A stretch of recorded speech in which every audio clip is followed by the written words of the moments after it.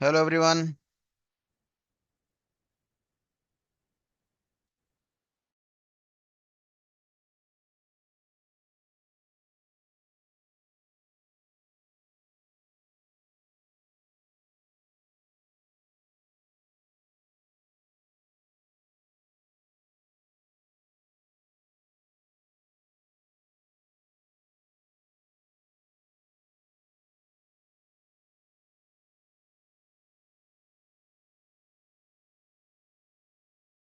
Hello everyone, confirmation दीजिए। Screen नजर आ रही है आपको? आवाज सुनाई दे रही है? चैट बॉक्स में कंफर्मेशन दीजिए। Make it fast. Chat enable कर दी गई है।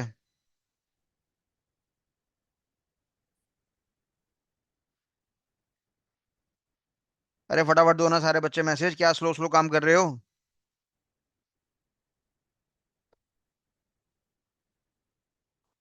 50% बच्चा सोया ही होता है क्लास में।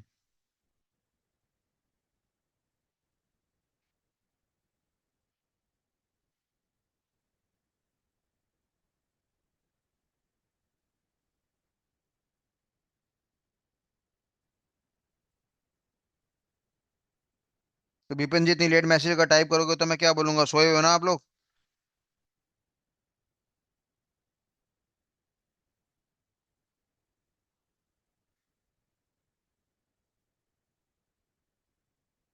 चलिए, thank you so much. Thanks everyone.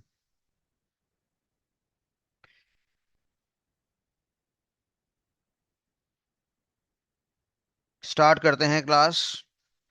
और जैसा कि हल्का सा रिकैप करते हैं, अभी तक हमने क्या पढ़ा है।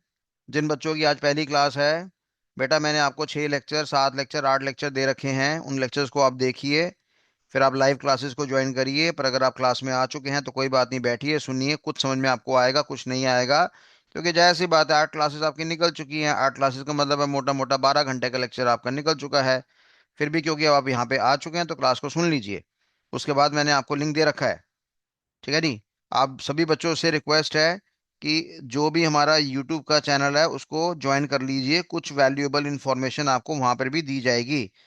और क्योंकि जब मैं चाहता हूँ कि मैं इंफॉर्मेशन दे रहा हूँ तो मैं चाहता हूँ मेरा कोई बच्चा उसको मिस ना करे। तो ये हमारा चैनल है लक्ष्य एजुकेशन के नाम से। एड्यू स्पेलिंगकेशन। ये यूट्यूब का चैनल है www.youtube.com लक्ष्य एजुकेशन। नहीं नोट डाउन हो रहा, कोई बात नहीं। कम्युनिटी में मैंने आपको लिंक भेज रखा है, बस आपको ज्वाइन करना है। ठीक है बेटा? जिन लोगों ने ज्वाइन कर लिया है उनसे रिक्वेस्ट नहीं कर रहा, क्योंकि बच्चे कम्युनिटी में डेली बेसिस पे ज्वाइन होते रहते हैं। और दूसरा हमारे पास क्या है? www.instagram.com @लक्ष्य एजुकेशन। चाहे फोटो पसंद आए ना इंस्टाग्राम में, सबके लिए लाइक करना कंपलसरी है। हाँ, इतना हक तो मैं जमा सकता हूँ बोल के। इतना भी नहीं जमाया तो साला फिर क्या पढ़ाया तुम्हें? तुम मेरे लिए इतना भी नहीं कर सकते, एक लाइक नहीं कर सकते तो क्या फायदा फिर? चाहे फोटो पसंद आए ना आए, ठोक दिया करो लाइक। बहुत सारे काम ऐसे होते हैं जिंदगी में जो नहीं करने पड़ते ना चाहते हुए भी, फिर भी करने पड़ते हैं ना चाहते हुए भी। तो समझ जाना कि एक ये भी प्रोसेस है आपका। कर दोगे लाइक? यस नो बोलो फटाफट। हाँ, खुशी मिलती है, पावर मिलती है, पंप मिलता है। पंप के चक्कर में दुनिया चल जाती है। हाँ, जितने बच्चे यहाँ पे यस कर रहे हैं वहां पे भी इतने यस ठुकने चाहिए। क्योंकि बड़े खून पसीने से मैं अपना अकाउंट सींच रहा हूँ, यूट्यूब वाला, इंस्टाग्राम वाला। एक भी मैंने हरामखोर हरकत नहीं करी मैंने। एक भी मैंने ऐसी हरकत नहीं करी जो फेक हो। नहीं तो फेक अकाउंट खोलने में 1-1 लाख पहुंचने में कोई देरी नहीं लगती है। हम डिजिटल मार्केटिंग पढ़ाते हैं बच्चों को, हमें कलाकारी नहीं पता होगी तो किसको पता होगी? और थोड़ा बहुत एथिकल हैकिंग का भी ज्ञान है तो हमें सब पता है कैसे। पर मैं चाहता हूँ कि नहीं यार, जेन्युइन काम हो यार, जेन्युइन काम हो। जेन्युइन काम की उम्र लंबी होती है। एक होता है मसल खा के, पाउडर खा के बॉडी बना लेना, हफ्ते 10 दिन 15 दिन में बन जाती है। और एक होता है कि बंदा कहता है कि नहीं भैया, नेचुरल फूड से खाना बनाऊंगा। बुढ़ापे में भी ट्राइसेप नजर आते हैं मेरे। 50 साल का हो गया, अभी ट्राइसेप दिखाऊंगा, अभी नजर आ जाएंगे। तो इसलिए नेचुरल में जो मजा है वो मजा किसी और चीज में नहीं है। तो आप सभी बच्चों से रिक्वेस्ट है, उनको फॉलो करिए। फॉलो नहीं करना, लाइक भी ठोकना है इनको। ठीक है? चाहे पसंद आए या ना आए। और क्या। चलिए श्री गणेश करते हैं। तो हमने अभी तक क्या पढ़ा कि बड़ी बड़ी कंपनियां होती हैं। बड़ी बड़ी कंपनियों में हमारे पास क्या होता है? इंफॉर्मेशन सिस्टम होता है बच्चे। इंफॉर्मेशन सिस्टम हमारे पास क्या होता है? कंपनी की जान होता है। रिलायंस की बात करेंगे, टाटा की बात करेंगे, बिरला की बात करेंगे, माइक्रोसॉफ्ट की बात करेंगे, विप्रो की बात करेंगे, इन्फोसिस की बात करेंगे। ठीक है जी। जिस मर्जी कंपनी की बात करिए, हर कंपनी में इंफॉर्मेशन सिस्टम इंपॉर्टेंट होता है। बड़े सारे इंफॉर्मेशन सिस्टम होते हैं, अगर मैं बोलूंगा तो कंपनी के अंदर ज्यादा नहीं, 100+ इंफॉर्मेशन सिस्टम होते हैं जो कि कंपनी की कामयाबी को बनाने के लिए रिस्पॉन्सिबल हैं। अब इस इंफॉर्मेशन सिस्टम के अंदर हमें क्या लगाने पड़ते हैं? कंट्रोल्स लगाने पड़ते हैं। क्या लगाने पड़ते हैं बेटा? कंट्रोल, जिसका शॉर्ट फॉर्म नेम क्या होता है? आईसीएस। और आईसीएस की फुल फॉर्म मेरे पास क्या होती है? आईसीएस की फुल फॉर्म होती है मेरे पास इंटरनल कंट्रोल सिस्टम। कह रहा है कि हर कंपनी वालों को अपनी कंपनी के अंदर क्या लगाने पड़ते हैं? कंट्रोल्स लगाने पड़ते हैं। कंट्रोल्स का मतलब क्या है? कंट्रोल मतलब एक ऐसी चीज लगाना जिससे कोई अनऑथराइज एक्टिविटी, इलीगल एक्टिविटी ना हो सके। या हम सिंपल शब्दों में क्या बोलेंगे? ब्लैक हैट हैकर हमारी वाट ना लगा सके। उसके लिए हमें क्या लगाना पड़ता है? कंट्रोल लगाना पड़ता है। जैसे घर में हम ताला लगाते हैं, सिक्योरिटी गार्ड खड़ा करते हैं, उसको भी कंट्रोल कहते हैं। ऐसे ही कंप्यूटर की जिंदगी में हमें कंट्रोल लगाने पड़ते हैं। और ये जितने भी कंट्रोल्स होते हैं, ये हमारे सॉफ्टवेयर बेस्ड भी होते हैं, और ये हमारे पास आपके हार्डवेयर बेस्ड भी होते हैं। दोनों की मिलावट से कंट्रोल बनाए जाते हैं। अब बाजार में कंट्रोल मेरे पास एक नहीं होता, मेरे पास लाखों कंट्रोल्स हमारे पास अवेलेबल हैं। तो लाखों में से कुछ कंट्रोल हमारी इस बड़ी बड़ी कंपनियों को लगाने पड़ते हैं अपने इंफॉर्मेशन सिस्टम के साथ। बात समझ में आ रही है? कंट्रोल हमारे फ्री में भी आते हैं, पैसे वाले भी आते हैं। जो बड़ी बड़ी कंपनी होती है, रिलायंस जैसी कंपनी होती है जिनका मार्केट कैपिटलाइजेशन 20 लाख करोड़ का है, वो सस्ते वाले फ्री वाले इंटरनल कंट्रोल सिस्टम को लगाते नहीं है, बढ़िया वाले इंटरनल कंट्रोल सिस्टम लगाते हैं। यानी कहने का मतलब है, बढ़िया वाले सिक्योरिटी टूल्स को स्थापित करा जाता है, लगाया जाता है। बात समझ में आ रही नहीं आ रही है? तो मैंने हमने क्या बोला? Internal control system top level management को हेल्प करते हैं डिसीजन मेकिंग करने में, फैसला करने में। अगर मेरे इंटरनल कंट्रोल सिस्टम में किसी प्रकार की गड़बड़ी हो जाएगी तो top level management decision making गलत करेगी। और टॉप लेवल अगर डिसीजन गलत करेगी तो स्वाभाविक सी बात है, क्या स्वाभाविक सी बात है? कल को हम तरक्की नहीं कर पाएंगे, हमारे रॉन्ग डिसीजन मेकिंग हो जाएगी, नैनो जैसा प्रोडक्ट फेल हो जाएगा हमारा। रिलायंस कम्युनिकेशन कंपनी हमारी फेल हो जाएगी, हम बर्बाद हो जाएंगे। तो इंटरनल कंट्रोल सिस्टम का स्ट्रांग होना बड़ा रिक्वायर्ड है। इतनी बात समझ में आ गई आपको? अब मैंने क्या बोला? पहले जमाने में कभी इंफॉर्मेशन सिस्टम जो था वो कैसे काम करता था? मैनुअली काम करता था, छोटा काम था। फिर हमारे कंप्यूटर, हमारी देश में क्या आ गया? कंप्यूटर आ गया। कंप्यूटर आ गया। और कंप्यूटर ने क्या कर दिया? सारा का सारा काम ऑटोमेटिकली कर दिया, मशीनरी के द्वारा कर दिया। तो आज की डेट में अगर मैं बोलूंगा कि इंटरनल आज की डेट में अगर मैं बोलूंगा कि इंफॉर्मेशन सिस्टम कैसे काम करते हैं, तो आप सारे बच्चे क्या बोलेंगे? कि सर जितना भी काम होता है इंफॉर्मेशन सिस्टम का, वो आईटी के ऊपर बेस्ड होता है। और आईटी को बदले में हमने क्या नाम दिया था? आईटी को बदले में हम लोगों ने इंफॉर्मेशन टेक्नोलॉजी का नाम यहाँ पे दे रखा था। ठीक है जी। और जब मैं इंफॉर्मेशन टेक्नोलॉजी की बात करता हूँ तो आपको मैंने बताया था कि हार्डवेयर का मिलावट, सॉफ्टवेयर का मिलावट और नेटवर्क का मिलावट, इन सब की मिलावट को हम क्या कहते हैं? इंफॉर्मेशन टेक्नोलॉजी कहते हैं। तो पहली बात, हमारे सब्जेक्ट का नाम क्या, हमारे कोर्स का नाम क्या? हमने कहा जी 19 महीने का कोर्स है। कोर्स का नाम मेरे पास क्या है? Cyber security. साथ में क्या नाम है? Ethical hacking. साथ में किसके बारे में जानकारी दूंगा? क्लाउड कंप्यूटिंग के बारे में जानकारी दूंगा। ठीक है, तो मैं शॉर्ट फॉर्म में क्या बोलूंगा जी? साइबर सिक्योरिटी के बारे में जानकारी मिलेगी, एथिकल हैकिंग के बारे में जानकारी मिलेगी, क्लाउड कंप्यूटिंग एनवायरनमेंट में जानकारी मिलेगी। और यहाँ पे जो भी काम होगा सुरक्षा को लेकर काम होगा, यहाँ पे जो भी काम होगा आईटी के साथ होगा, इंफॉर्मेशन टेक्नोलॉजी के साथ होगा। यानी कंप्यूटर का हार्डवेयर भी होगा, सॉफ्टवेयर भी होगा, नेटवर्किंग भी होगा। हर क्लास में बार बार ये जानकारी मैं आपको डिफाइन करने जाता हूँ। कल कल यहाँ दिल्ली में क्या था, एक ना वो था, क्या कहते हैं, हैक डिफेंस के नाम से ना एक इवेंट था। ठीक है। तो वहाँ मैं भी गया था देखने के लिए। क्यों देखने के लिए गया था? क्योंकि वहाँ पे बड़े बड़े पुलिस वाले थे, जो पुलिस वाले साइबर सिक्योरिटी एक्सपर्ट थे, मैं उनसे मुलाकात हो जाएगी। ठीक है जी। बड़े बड़े आपके क्या कहते हैं वो, आर्मी के, इंडियन आर्मी के डिफेंस वाले लोग थे। आप में से कल कोई गया था हैक डिफेंस में? आप में से कोई बच्चा हैक डिफेंस में गया था वहाँ पे? तो गया था तो यस दबाओ, मजे मत लेना। गए थे तो बताना। अच्छा, पता ही नहीं था आपको, कोई बात नहीं। तो बड़ा ही ना पकाऊ सेमिनार था बेसिकली। बड़ा ही पकाऊ सेमिनार था। उसमें ना बातें बस अजीब सी करी जा रहे थे कि जी हम हैक कर लेंगे एक फोन को दूसरे फोन से, और हम 0 क्लिक से हैक कर लेंगे। तो वहां बच्चों को बुलाया गया था, 999 की उसकी सीट थी। फिर एक 2,000 रुपये की भी कुर्सी थी, फिर एक 5,000 वाली भी कुर्सी थी। तो मेरे को तो वहां पे एज अ वीआईपी के तौर पे बुलाया गया था। तो मैंने कहा चलो मुलाकात कर लेते हैं। तो वहां पे बड़े बड़े बड़े लोगों से, दिल्ली पुलिस के लोगों से और इंडियन डिफेंस फोर्सेस से बड़े बड़े लोग आए थे, कश्मीर से कुछ लोग आए थे जो साइबर सिक्योरिटी एक्सपर्ट्स थे। उनसे काफी लंबी चौड़ी बातचीत हुई हमारी। तो ओवरऑल तो शो तो मेरे ख्याल से कोई ज़्यादा अच्छा प्रभाव नहीं दे पाया था, क्योंकि वो जो 0 क्लिक अटैक था कि बिना किसी लिंक को भेजे मोबाइल फ़ोन हैक कर लेंगे, वो इम्प्लीमेंट हो ही नहीं पाया वहाँ पे। और काफ़ी सारे बच्चे बाहर से आए हुए थे, तो काफ़ी सारे बच्चों को नाराज़गी भी होगी थी।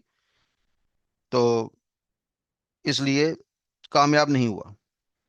पर फिर जिसने वो सेमिनार करा, मैंने कहा भाई तू मोबाइल फोन को हैक करना सिखा रहा है, चल मान ले तूने जीरो क्लिक करके हैक करना सिखा भी दिया, तो तू तो बेसिकली बच्चों को ब्लैक हैट हैकर बना रहा है।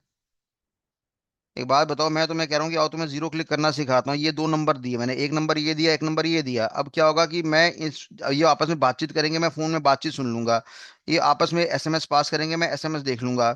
और इसके लिए मैंने ना तो यहाँ पे मैंने कोई यूआरएल भेजा, कोई वेबसाइट का लिंक भेजा, और ना ही मैंने कोई ऐप डाउनलोड करी। ठीक है, उन्होंने ये काम करना था किसके द्वारा, वायरलेस टेक्नोलॉजी के द्वारा ये काम करना था, वायरलेस टेक्नोलॉजी के द्वारा वो लोग बेसिकली फोन को हैक करना चाह रहे थे। फिजिक्स वाली बातें थी, फ्रीक्वेंसी के दम पे सारा काम होना था। मैं कहा चल भाई तू, ये अब चल अभी सेमिनार में तो ये हो नहीं पाया, पर मान लो अगर ये कामयाब हो जाता है, तो मैंने कहा भाई मेरे को ये बता इसके ऊपर जॉब कौन देगा, किस काम के ऊपर जॉब कौन देगा। क्या मुकेश अंबानी बोलेगा आओ जी दो फोन के बीच में हैक करके दिखाओ? क्या वो बच्चों को 50 लाख की, 10 लाख की, 20 लाख की साल का पैकेज देगा? जवाब में क्या मिला, नहीं सर ऐसा कुछ नहीं होगा। तो मैंने कहा फिर ड्रामेबाजी क्यों कर रहे हो भैया? ठीक है जी, वहां पे वो सारे बातें कर रहे जी, रिसर्च करने में बड़ा मजा आता है, रिसर्च करने में मजा आता है, पर रिसर्च करने में रोजी रोटी नहीं चलती ना। देखो छोटी सी बात है, 10 लाख बंदा जो है बैठता है यूपीएससी एग्जाम के लिए, उसमें से 200 बच्चा सिलेक्ट होता है, तो मेरे को इस लाइन को पढ़ाना ही नहीं है भैया। जहाँ पे 200 की जिंदगी बनेगी और 99,000 बंदा बेरोजगार होगा, परेशान होगा, पार्क में बैठ के दारू पिएगा, ठीक है जी, फ्रस्ट्रेट होगा, डिप्रेशन में होगा, मेरे को इस लाइन में जाना ही नहीं है। ठीक है जी, मेरे को महान काम इसमें करना ही नहीं है। 200 बंदे जो बन जाएंगे डेफिनेटली देश को बहुत बढ़िया संभाल लेंगे, उसके लिए मार्केट में बड़े सारे सेंटर वो बना लेंगे। मेरे को तो इसके बारे में ध्यान देना है कि जो 99,000 बच्चा बेरोजगार है, जो फ्रस्ट्रेट है, जो पैसा नहीं कमा रहा, जो ऑलरेडी गरीब है, वो कैसे काम करेगा। तो मैंने कहा जी ये जो आपका जीरो क्लिक वाला कॉन्सेप्ट है, क्राउड को गैदर करने के लिए तो अच्छा है, पर किसी एंगल से जॉब नहीं मिलेगी बच्चे को।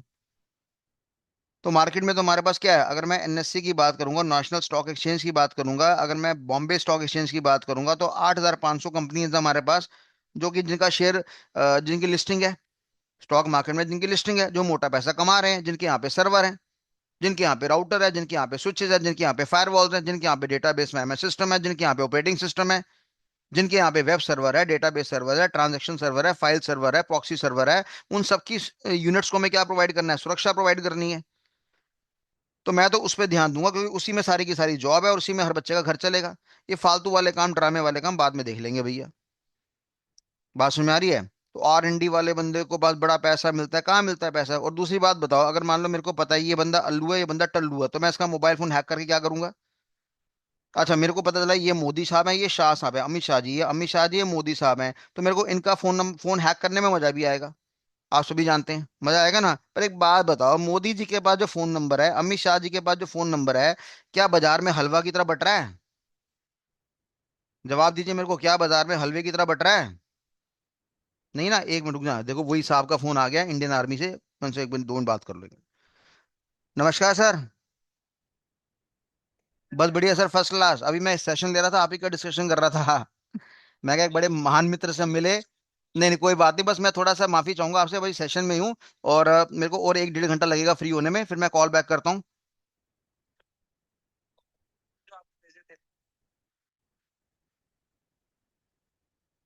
हाँ मैं वो इंट्रोडक्शन सर आपको दे दूंगा, मैं बस ये बस लेक्चर खत्म करके ना मैं आपको प्रोवाइड करता हूँ। आप सोओगे तो नहीं ना? सोओगे तो नहीं आप? कितने बजे सोते हो आप? चलो मूवी देख कर आओ आप आराम से, ठीक है। Okay bye. अब ये जो साहब हैं, इतने इंपॉर्टेंट साहब हैं जिनसे भी फोन में बात हो रही है, इनके बारे में हम जिक्र भी नहीं कर सकते भैया, ये इतने हाई लेवल के डिफेंस के आदमी है कश्मीर के अंदर। तो अब देखने कुदरती बात है, चलो फोन भी आ गया, पर चलो इससे कोई डिस्क्लोज तो आपको हो नहीं रहा। तो मेरे कहने का मतलब यहाँ पे है, ये जो मोदी साहब हैं इनका फोन नंबर मेरे को चाहिए, अमित शाह जी का फोन नंबर चाहिए, ये दोनों आपस में क्या बात कर रहे हैं, ये मेरे को हैक करना है। मैंने वायरलेस के द्वारा हैक कर लिया। तो सबसे बड़ा सवाल तो यहाँ पे है कि मोदी जी के पास कौन सा कॉन्टैक्ट नंबर है, अमित शाह जी के पास कौन सा कॉन्टैक्ट नंबर है, या योगी जी के पास कौन सा कॉन्टैक्ट नंबर है? क्या ये बाजार में हलवे की तरह बट रहा है? ये इतने इंपॉर्टेंट फोन होते हैं, कई बार पिक्चरों में आपने देखा होगा कि जो सीबीआई के बंदे होते हैं, सीआईडी के बंदे होते हैं, फोन में एक बार बात करते हैं फोन तोड़ देते हैं। वो उसमें कौन सी पिक्चर आई थी, उड़ी करके पिक्चर आई थी, आपने देखा होगा कि उनका जो डिफेंस सिस्टम होता है, वहां पे फोन तोड़े जाते हैं, नंबर का तो पता लगाना बहुत मुश्किल काम है हमारे पास। तो पहली चीज, हमारा कहने का मतलब क्या है, पहली चीज हमें करनी है अपनी, क्या कहते हैं, क्या करनी है हमें, हमें रोटी कमानी है। क्योंकि जिंदगी का असूल होता है कि सबसे पहले लाइफ में क्या आता है, सबसे पहले आता है सर्वाइवल। फिर सर्वाइवल जब हो जाता है, उसके बाद जीवन में क्या आती है, ग्रोथ। फिर ग्रोथ के बाद इंसान के जीवन में क्या आती है बेटा? Stability, stability. और फिर बंदे का क्या होता है? डिक्लाइन।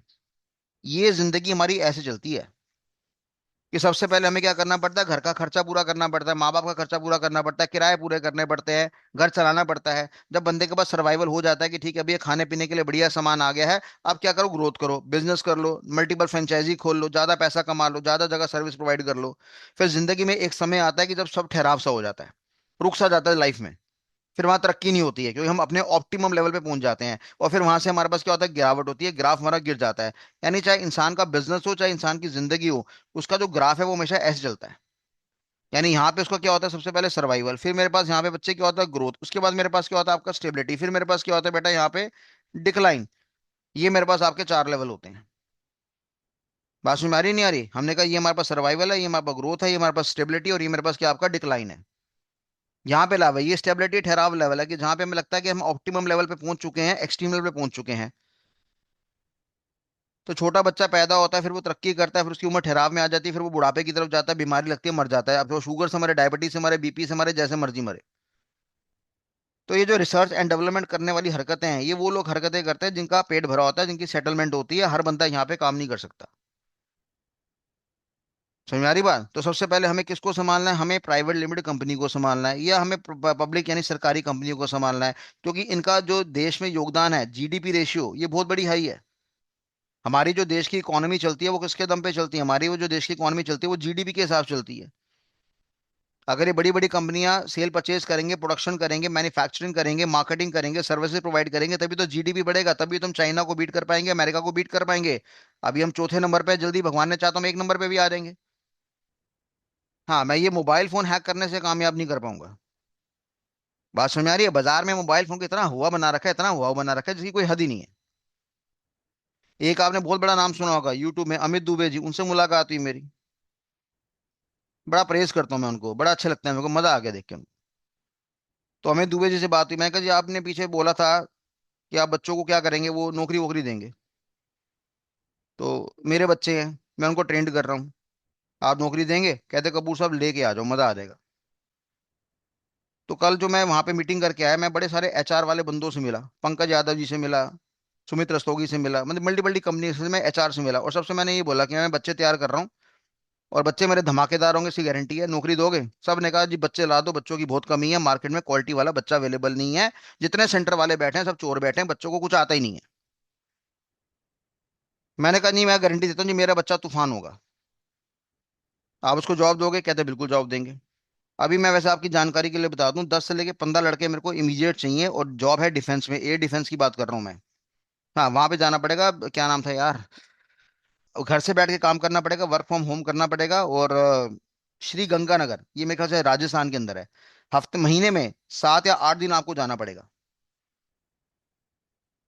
हफ्ते में मतलब महीने में 7 या 8 दिन वो आपको कभी भी बुला सकते हैं श्री गंगानगर में। और वो डिफेंस का सिस्टम है, प्राइवेट कंपनी के द्वारा आपको अपॉइंट करा जाएगा। और बंदा चाहिए ईमानदार, कॉन्फिडेंशियल, अंदर के कोड कोड किसी की तरह से एथिक्स कभी भी लीक ना कर पाए।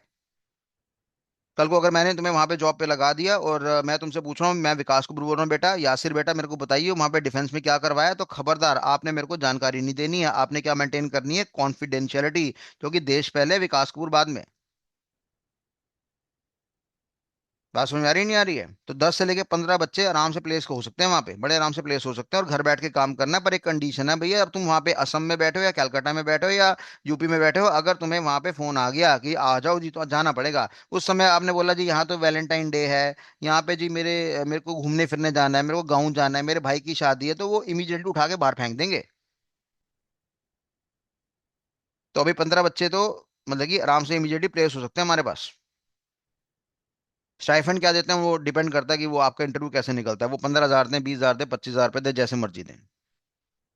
तो आईटी वाली कंपनी के अंदर आपको पहले 1 साल से लेके 2 साल लाइफ में रगड़ना पड़ेगा, अपने आप को रगड़ना पड़ेगा, टिपिकली रगड़ना पड़ेगा। मनी के बारे में नहीं सोचना, नॉलेज के बारे में, एक्सपीरियंस के बारे में सोचना है, और नेटवर्क बनाना है, सर्कल बनाना है आपने। और एक बार आपने 1 साल का समय, 1.5 साल का समय आपने निकाल दिया, एक मेरा बच्चा है उसका नाम है तुषार, उसकी 25,000 रुपये की मैंने जॉब निकाल लगाई थी। उसके बाद उसने क्या करा, उसने थोड़ा सा समय निकाल दिया। समय निकालने का मतलब है कि थोड़ा सा उसने एक्सपीरियंस ले लिया, और वो मेरे ख्याल से डीआरडीओ में काम कर रहा है। और मैं समझता नहीं शायद उसकी 70,000 रुपये से कम का पैकेज। 70,000 रुपये पैकेज कमाना कोई बड़ी बात नहीं है, ये तो बेकार की बात है। DRDO में, डिफेंस में काम करना, ये अपने में मामलस है। और बंदे की अभी तक BCA भी पूरी नहीं हुई, और वो सेकंड ईयर का बच्चा है। फर्स्ट ईयर के BCA के एग्जाम से सारे क्लियर नहीं, फेल हो गए नालायक। पर वो साइबर सिक्योरिटी में एक्सपर्ट है, उसका दिमाग वहां ज्यादा चलता है। तो सेकंड ईयर का BCA का बच्चा 80,000 रुपये 70,000 रुपये कमा रहा है, और मैं उसका बैकग्राउंड बता दूंगा, आपके जमीन से पैरों, मतलब क्या कहते हैं कि पैरों तले जमीन खिसक जाएगी। ये बच्चा जो था, सुबह 4 बजे से लेके सुबह 9 बजे तक गाड़ियां साफ करता था, और 5,000 रुपये महीना कमाता था पर मंथ।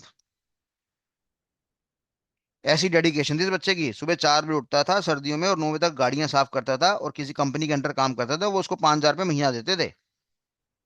और इस बच्चे ने 2 साल में रिमार्केबल परफॉर्मेंस दिखाई अपनी, रिमार्केबल। जब इसका पहला स्टार्टअप लगा तो 20-1 हजार रुपये से लगा, आज मेरे ख्याल से 70-80 हजार रुपये का लेवल है। मैं फिर कह रहा हूँ 70-80 हजार इंपॉर्टेंट नहीं है, DRDO में काम करना बहुत इंपॉर्टेंट है। डिफेंस में काम करना अपने में बहुत तगड़ा इंपॉर्टेंट है। समझ गए बात को? तो ये मैं बार बार इसलिए कहता रहता हूँ क्योंकि जितना इंस्टाग्राम है, जितना यूट्यूब है, वो मोबाइल फोन को लेकर, हैक को लेकर, एंड्रॉयड हैकिंग को लेकर बहुत तूफान मचा रखा है इन लोगों ने। और असली कमाई वहां पे नहीं है, असली कमाई है बड़ी बड़ी कंपनियों की सेवाएं करना। तो मैंने यहाँ पे क्या बोला, जब आप NSE की बात करते हैं, जब आप BSE की बात करते हैं, national stock exchange, Bombay stock exchange, तो वहां पे 8,500 कंपनी है। अभी जो कंपनी हमारी स्टॉक मार्केट में लिस्टेड है वो छोटी कंपनी है ही नहीं है। काम बड़ा है, IT का लेवल हाँ हाई है। और अगर मैं पूरे हिंदुस्तान की बात करूंगा तो हमारे पास तकरीबन 18 लाख कंपनीज हैं। तो जितने भी मेरे साइबर सिक्योरिटी एक्सपर्ट हैं, उनको 18 लाख कंपनी को क्या करना है, सेवा प्रोवाइड करनी है। उनका जो सिक्योरिटी का एनवायरनमेंट है वो हमें क्या करना पड़ेगा, वो स्ट्रॉन्ग करना पड़ेगा। वहां पे हमें क्या लॉन्च करने पड़ेंगे, इंटरनल कंट्रोल सिस्टम लॉन्च करने पड़ेंगे। ठीक है भैया। और इंटरनल कंट्रोल सिस्टम की हमें समय समय पे क्या करनी पड़ेगी, ऑडिट करनी पड़ेगी। ऑडिट का मतलब क्या, एग्जामिनेशन करना पड़ेगा कि बाजार के जो थ्रेट हैं वो हमारे इंटरनल कंट्रोल सिस्टम क्या उसका मुंह तोड़ जवाब दे पा रहे हैं, नहीं दे पा रहे हैं। बाजार में कोई नया वायरस आ गया और मेरे पास ऐसा इंटरनल कंट्रोल सिस्टम लगा ही नहीं है, तो डेफिनेटली मेरी कंपनी को बर्बादी मिल सकती है बड़े आराम से। कुछ बात समझ में आ रही है कि नहीं आ रही है? तो ये हमारे पास एक छोटा सा ज्ञान था जो मैंने कल के सेमिनार के बारे में, जो मैं देखने गया था वहां पर। मैंने इंस्टाग्राम में कुछ फोटोएं भी डाली है, 2-3 फोटोएं डाली हैं। और वहां पे बड़े सारे इंस्टाग्राम के इन्फ्लुएंसर मेरे को मिले। तो मैंने कहा यार बच्चे तुम लोग तो बड़े महान हो। एक बंदा मिला, उसका 1,23,000 भाई साहब उसके इंस्टाग्राम में फॉलोअर्स थे। जब मैंने उससे साइबर सिक्योरिटी के कुछ सवाल पूछे, उसको आंसर ही नहीं आता था। मैंने कहा भाई मेरे तो इंस्टाग्राम में 3.5 लाख से ऊपर बढ़ते नहीं, तुम ये यहाँ तक कैसे पहुंच जाते हो यार, तुम तो महान बच्चे हो। तो समझता समझता तो मैं सारी बातों कैसे पहुंच जाते हैं, क्या फेक होता है क्या डंप होता है, वो सब समझ जाता हूँ। एक और मेरे को इंस्टाग्राम मिला, बीटेक कर रहा था, सेकंड ईयर के बीटेक में था, उसके 24,000 फॉलोअर्स थे। उसने कहा सर आपके साथ पॉडकास्ट करना है। मैं कहा बहुत बढ़िया। कहते सर अब वैसे तो हम पैसे लेते हैं सभी से, पर क्योंकि आप खुद ही बच्चों को फ्री में पढ़ा रहे हो, तो हम आपका फ्री में पॉडकास्ट करेंगे। मैं कहा बहुत बढ़िया। मैं कहा मेरा पॉडकास्ट मेरे बच्चे कर देंगे यार, कोई दिक्कत वाली बात नहीं है। पर मैंने बोला, मैं कहा भाई ये 23,000 बंदा, 1 लाख बंदा तुम्हारा पहुंच कैसे जाता है, तुम्हें तो अकल बिल्कुल नहीं है। साइबर सिक्योरिटी के बारे में कोई भी अकल नहीं है। कहता नहीं सर वो बस 90 सेकंड हमें मेंटेन करने पड़ते हैं, 90 सेकंड में ऐसी बातें बोलनी पड़ती है, दुनिया बच्चे दीवाने हो जाते हैं। तो मैंने कहा ठीक है भैया, बहुत बढ़िया, तुमसे बहुत कुछ सीखने को मिला है सेमिनार में, अच्छा रहा ओवरऑल। चलो एनी हाउ, कुछ ज्ञान आपसे मैं समेटना चाहता था क्योंकि मैंने ऐसी की तैसी कराई वहां जाके। सुबह 8 बजे मैं पहुंच गया था, घर में 5 बजे मैं वापस आया था। तो कुल मिलाकर ये क्या कहते हैं, मोटा मोटा 9 घंटे मैंने स्पेंड करे, तो 9 घंटे का सार मैंने आपको सारा बता दिया। तो आप बच्चों ने जो मिस करा, जो आप दिल्ली से नहीं आ पाए हैं, तो उसका सार मैंने बता दिया कि सेमिनार में ये सब कुछ हुआ था। तो हमने यहाँ पे क्या बोला, हमारी कंपनी में इंफॉर्मेशन सिस्टम होती है। इंफॉर्मेशन सिस्टम किसके द्वारा चलती है, IT के द्वारा। IT में कितनी चीजें आती है, हार्डवेयर आता है, सॉफ्टवेयर आता है, नेटवर्किंग आता है। और हमारा IT, हमारा इंफॉर्मेशन सिस्टम सेफ होना चाहिए। उसके लिए कंपनी वालों को कौन लगाना, क्या लगाना पड़ेगा, internal control system. Internal control system कौन डिसाइड करेगा, साइबर सिक्योरिटी एक्सपर्ट और एथिकल हैकर जो आप लोग बनेंगे। इंटरनल कंट्रोल सिस्टम का हमें समय समय पे क्या करना पड़ेगा, ऑडिट करना पड़ेगा। ऑडिट का मतलब क्या होता है, एग्जामिनेशन करना। और इसको कौन करेगा, अगेन साइबर सिक्योरिटी और आपका एथिकल हैकर, और जो आप जैसे लोग हैं आप लोग करेंगे। ठीक है जी। इंटरनल कंट्रोल सिस्टम में कितना बजट लगना चाहिए। ठीक है, जैसे मान लो हमने कहा रिलायंस कंपनी के अंदर 100 करोड़ रुपए लगना चाहिए इंटरनल कंट्रोल सिस्टम को लॉन्च करने में। मुकेश अंबानी जी कंजूसी कर गए, वो 10 करोड़ रुपए लगा के बैठे हुए हैं। अब ये जो 90 करोड़ का हमारे पास क्या आ गया, 90 करोड़ का हमारे पास गैप आ गया। ठीक है ना। इस गैप के बारे में जानकारी कब मिलेगी हमें, इस गैप के बारे में जानकारी तभी मिलेगी जब हमारे साइबर सिक्योरिटी एक्सपर्ट क्या करेंगे, ऑडिट करेंगे। सर ऑडिट भी हम करेंगे, ऑडिट तो CA कैटेगरी के लोग करते थे। बेटा चार्टर्ड अकाउंटेंट जो है वो क्या करता है, वो आपका फाइनेंशियल ऑडिट करता है। फाइनेंशियल ऑडिट का मतलब क्या होता है, बैलेंस शीट ढंग से काम कर रही है कि नहीं कर रही है, प्रॉफिट एंड लॉस अकाउंट ढंग से काम कर रहा है कि नहीं कर रहा, कैश फ्लो ढंग से काम कर रहा है कि नहीं कर रहा, फंड फ्लो ढंग से काम कर रहा है कि नहीं कर रहा, नोट्स टू अकाउंट ढंग से काम कर रही है कि नहीं कर रही है ना, क्वार्टरली जो प्रॉफिट आ रहा है जो लॉस आ रहा है वो ढंग से काम कर रहा है कि नहीं कर रहा। वहां पे फाइनेंस की बात होती है, पैसे की बात होती है। जो मेरी कंपनी में इंटरनल कंट्रोल सिस्टम लगा हुआ है वो ढंग से काम कर रहा है कि नहीं कर रहा, उसको भी ऑडिट कौन करेगा, मेरे प्यारे बच्चे ही करेंगे, जिनके पास एक सर्टिफिकेट होगा। सर्टिफिकेट का नाम क्या होता है, सीसा। ठीक है जी। तो आने वाले समय में 19 महीने के बाद अगर आप चाहो तो सीसा नाम का सर्टिफिकेट इकट्ठा कर सकते हो। उसके बाद आप एक इंफॉर्मेशन सिस्टम ऑडिटर बन सकते हो। इसकी फुल फॉर्म होती है सर्टिफाइड इंफॉर्मेशन सिस्टम ऑडिटर। यानी आप कंपनी में जाओगे, कंपनी के सिक्योरिटी सिस्टम को चेक करोगे और कंपनी के सिक्योरिटी सिस्टम में कमियां निकालोगे। आई बात समझ में? आप क्या निकालोगे बेसिकली, आप बेसिकली वहां पे कमियां निकालोगे। आप वहां पे थ्रेट्स पता करने का प्रयास करोगे। आप पता करने का प्रयास करोगे कि जो कंपनी का इंफॉर्मेशन सिस्टम है उसमें वल्नरेबिलिटीज कितनी है। वल्नरेबिलिटीज का मतलब मेरे पास यहाँ पे क्या होता है कि हमारे पास वीकनेस कितनी है। आप वहां पे रिस्क पता करने का प्रयास करोगे कि जो कंपनी के अंदर सिक्योरिटी सिस्टम लगा रखा है, जिसका बढ़िया नाम मेरे पास क्या होता है बेटा, इंटरनल कंट्रोल सिस्टम। जो कंपनी के अंदर इंटरनल कंट्रोल सिस्टम बढ़िया लगा रखा है, उसको क्या क्या थ्रेट्स हैं, उसके अंदर क्या क्या वीकनेस हैं, क्या क्या रिस्क हैं, ये सारी की सारी बातें कौन स्टडी करेगा, जो मेरा बच्चा साइबर सिक्योरिटी पढ़ेगा, जो एथिकल हैकिंग पढ़ेगा, वो ये सारी हरकतें करेगा। आई बात समझ में? वो सारी हरकतें करेगा जिसके बाद एक सर्टिफिकेट होगा जिसका नाम है सीसा। ठीक है नहीं, उसको हमने क्या बोला, CISA। CISA का मतलब क्या होता है, certified information system auditor. Sir ये क्या होता है, मैंने कहा बेटा ये सर्टिफिकेट होता है, इसको आपको लेना पड़ता है। ये अगर आपके हाथ में आ गया, फिर आप बड़ी बड़ी कंपनी में क्या करने जाओगे, ऑडिट करने जाओगे। ऑडिट का मतलब क्या होता है, एग्जामिनेशन करने जाओगे, चेकिंग करने जाओगे। ये क्या मुकेश अंबानी ने, रतन टाटा जी ने जो गुजर गए हैं, क्या तमीज से इंटरनल कंट्रोल सिस्टम लगा रखा है कि नहीं लगा रखा। और मान लो हमने बोला कि जी मुकेश अंबानी जी को 100 करोड़ रुपए लगाने थे, पर उन्होंने 10 करोड़ रुपए लगा दिए, 90 करोड़ की उन्होंने गैप कर दिया। तो इस गैप को हमने क्या नाम दिया, इस गैप को हमने नाम दिया रिस्क। इसके ऊपर हमारे पास क्या बनेगी, एक ऑडिट रिपोर्ट बनेगी हमारे पास। ये रिस्क आपको दर्शाना है, ऑडिट रिपोर्ट आपको बनेगी। और ये ऑडिट रिपोर्ट में आप क्या दिखाएंगे कि देखो जी मुकेश अंबानी ने इंटरनल कंट्रोल सिस्टम कमजोर लगा रखे हैं, 100 करोड़ की इन्वेस्टमेंट करनी थी, 10 करोड़ की इन्वेस्टमेंट कर रखी है, इससे रिलायंस इंडस्ट्री लिमिटेड को खतरा हो सकता है, इस पे ये अटैक दर्ज हो सकते हैं। अब मुकेश अंबानी जी आपके पास आएंगे, बोलेंगे जी रिश्वत ले लो यार, 5 करोड़ रुपए आप ले लो, ऐसी बातें मत करो, क्योंकि उनको पता है कि अगर ये रिपोर्ट मार्केट में आ गई और शेयर होल्डर्स के पास जानकारी चलेगी तो शेयर होल्डर्स अपना माल बेच के निकल लेंगे, जिससे मार्केट में शेयर का प्राइस का भाव गिर जाएगा। अब दो तरह के लोग होते हैं, एक तो आप जैसे लोग हैं जो आप क्या करेंगे, 5 करोड़ रुपए, 10 करोड़ रुपए, 2 करोड़ रुपए खा लोगे रिश्वत, और आप एक गंदी रिपोर्ट दे दोगे कि सब कुछ बढ़िया था, सब कुछ अच्छा था और काम बढ़िया हो गया हमारे पास। और एक होता है ईमानदार व्यक्ति जो कहता है नहीं मेरा भारत महान, मेरे शेयर होल्डर्स महान, तो मेरे को शेयर होल्डर के साथ गद्दारी नहीं करनी है, तो वो सारी की सारी सच्चाई रिपोर्ट दे देता है। अब आपको किस तरह का इंफॉर्मेशन सिस्टम ऑडिटर बनना है, किस तरह की आत्मा आपकी बिकती है, वो आपको डिसाइड करना है। ठीक है नहीं, तो आज से पहले हमने घटिया नाम क्या सीखा था कि कंपनीज के अंदर हमें क्या लगानी पड़ती है, सिक्योरिटीज लगानी पड़ती है। हमने कहा था ना कि कंपनी के अंदर हमें क्या लगानी है, सिक्योरिटीज लगानी है, ताकि कोई ब्लैक हैट हैकर उसको हैक ना कर सके, ताकि कोई बंदा उसको नुकसान ना पहुंचा सके। अब इन सिक्योरिटी नाम के शब्द को मैंने आज की क्लास में एक टेक्निकल नाम के शब्द से रिप्लेस कर दिया है, जिसका नाम बच्चों मैंने क्या नाम दिया, इंटरनल कंट्रोल सिस्टम का नाम यहाँ पे दे दिया है। ठीक है जी। तो ये नाम अब आपके खून में जम जाना चाहिए, क्या, इंटरनल कंट्रोल सिस्टम। यानी कल को कंपनी में इंटरनल कंट्रोल सिस्टम कौन सा लॉन्च होना चाहिए आप डिसाइड करेंगे, क्या इसमें कमी है पेशी है आप डिसाइड करेंगे। कल को फ्यूचर में रिपोर्ट बना के शेयर होल्डर्स को देनी है, मैनेजमेंट को देनी है, सरकार को देनी है, आप देंगे। तो सबसे बढ़िया नाम आपके दिमाग में क्या आ गया, ICS। और ICS की फुल फॉर्म क्या है मेरे पास, इंटरनल कंट्रोल सिस्टम। तो अगर आपको समझ में आ गया है तो चैट बॉक्स में ICS ICS ICS लिख दो, और अगर आपको समझ में नहीं आया तो क्वेश्चन मार्क डाल दो। तो आज के बाद आपने टेक्निकल नाम सीखना है, ICS ICS ICS। ये घटिया बातें आप नहीं करेंगे जी मैं सिक्योरिटी प्रोवाइड करता हूँ, आप बोलो जी मैं रिस्पॉन्सिबल हूँ to provide the internal control system to the organisation. हम कंपनी को इंटरनल कंट्रोल सिस्टम प्रोवाइड करते हैं, हम उस तरह के एक्सपर्ट हैं। ये क्वेश्चन मार्क एक भाई का आया है। भैया जिसका क्वेश्चन मार्क है वो क्वेश्चन जरा बता दो क्या डाउट है आपका, एक ही बच्चे का आया, बाकी सबने, एक ने तो बड़ा प्यारी हरकत करी, उसने हिंदी में लिख दिया इंटरनल कंट्रोल सिस्टम। दिवाकर साहब ज्यादा भावुक नहीं होना, आपने तो बहुत बार ICS लिख दिया, मैंने देख लिया। तो जिस बच्चे ने, एक बच्चे ने क्वेश्चन मार्क दिया, बाकी किसी ने क्वेश्चन मार्क नहीं दिया है, वो मजे ले रहा होगा या तो, और अगर नहीं ले रहा मजे तो शायद उसकी पहली क्लास होगी आज। तो फिलहाल भैया जिसने क्वेश्चन मार्क दिया, आपकी जानकारी के लिए बता दूं कि हमें कंपनीज के अंदर एक सुरक्षा का लेवल उत्पन्न करना है। और सुरक्षा का लेवल उत्पन्न करने की जगह हम एक टेक्निकल भाषा का इस्तेमाल कर रहे हैं जिसका नाम है इंटरनल कंट्रोल सिस्टम। ठीक है जी, थैंक यू सो मच।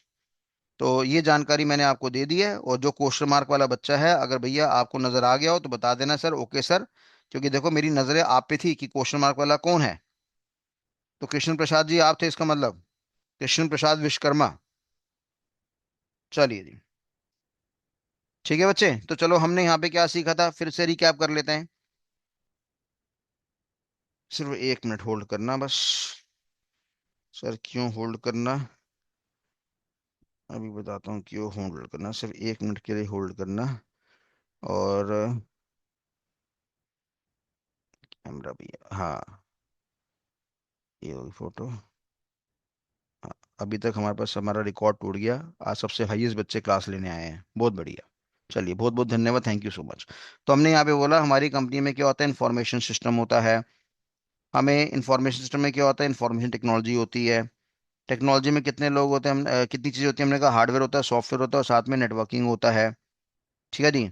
और ये जो हार्डवेयर है, सॉफ्टवेयर, नेटवर्किंग है, इसको हमें क्या प्रोवाइड करनी है, सुरक्षा। हमें क्या प्रोवाइड करनी है, इनको सुरक्षा, सिक्योरिटी प्रोवाइड करनी है।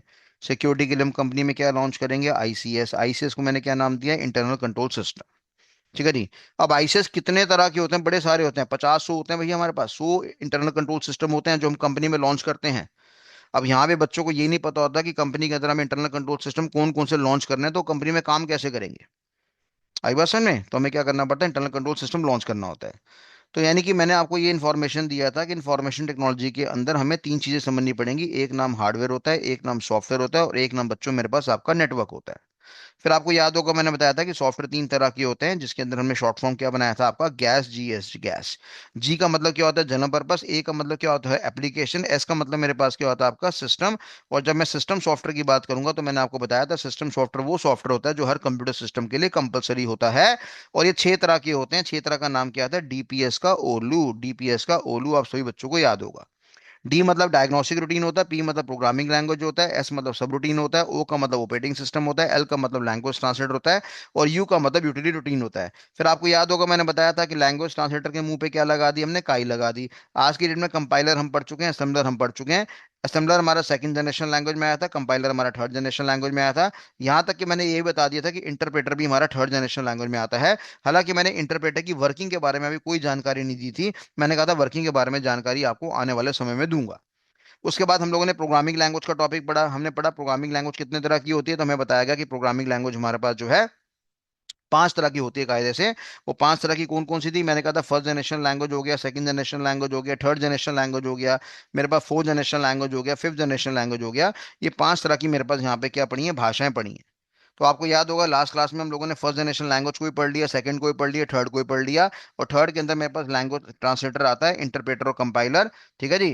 काफी सारे बच्चों को भ्रम लगता है कि इंटरप्रेटर जो है वो फोर्थ जनरेशन लैंग्वेज में आता है, फोर्थ जनरेशन लैंग्वेज में नहीं आता। अगर आप इसको फोर्थ जनरेशन लैंग्वेज का नाम देंगे तो आपको पाप चढ़ेगा।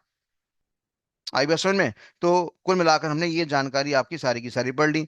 फिर आपको याद होगा कि हार्डवेयर के बारे में भी हमने कुछ इन्फॉर्मेशन पढ़ा था, कि हार्डवेयर को टेक्निकली हमने 4 भागों में तोड़ा था, इनपुट हो गया था, प्रोसेसिंग हो गया था, आउटपुट हो गया था, और साथ में मेमोरी हो गया था। मेमोरी की बात करेंगे, मेमोरी कितने तरह की थी, 42 तरह की थी।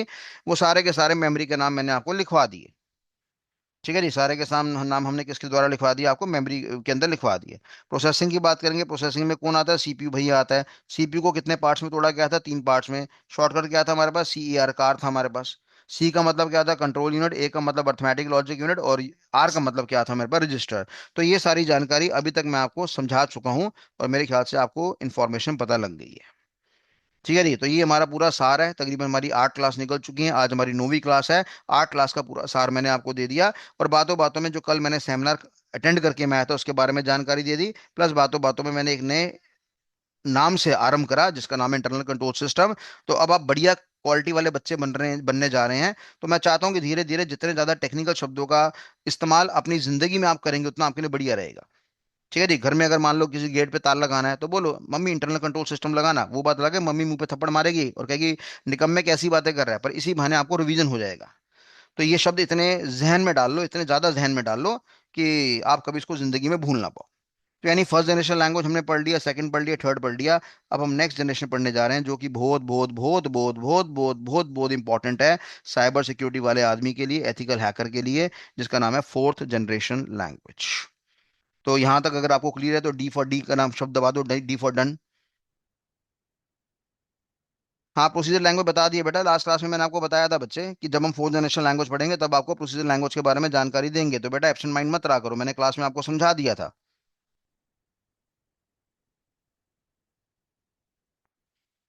ठीक है, बहुत बढ़िया, सबने डन डन डन का आंसर दे रहे हैं, बहुत ही बढ़िया, excellent, very good very good very good very good very good very good.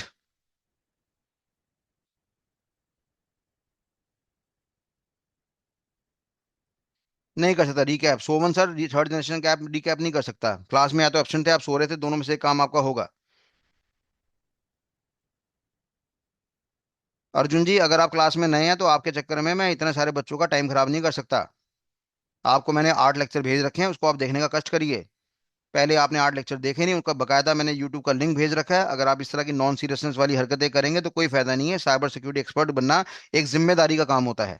Selfish नहीं होना चाहिए इंसान को, ये थोड़ा देखना चाहिए कि ये क्लास में इतने सारे बच्चे बैठे हैं, सबको छोड़ के मैं तुम्हें कर लूंगा, तुमने मेरे को 5 लाख की पैसे दे रखे हैं, फीस दे रखी है ना। नेटवर्क का इशू था तो भैया मैंने आपको लिंक भेज तो रखा है वहां पे यूट्यूब में, यूट्यूब में तो देखो। और नेटवर्क का इशू है तो खर्चो ना, 20-30 रुपए खर्चो। एक दिन का वो कितने जीबी डेटा देता है रिलायंस वाला, जियो वाला?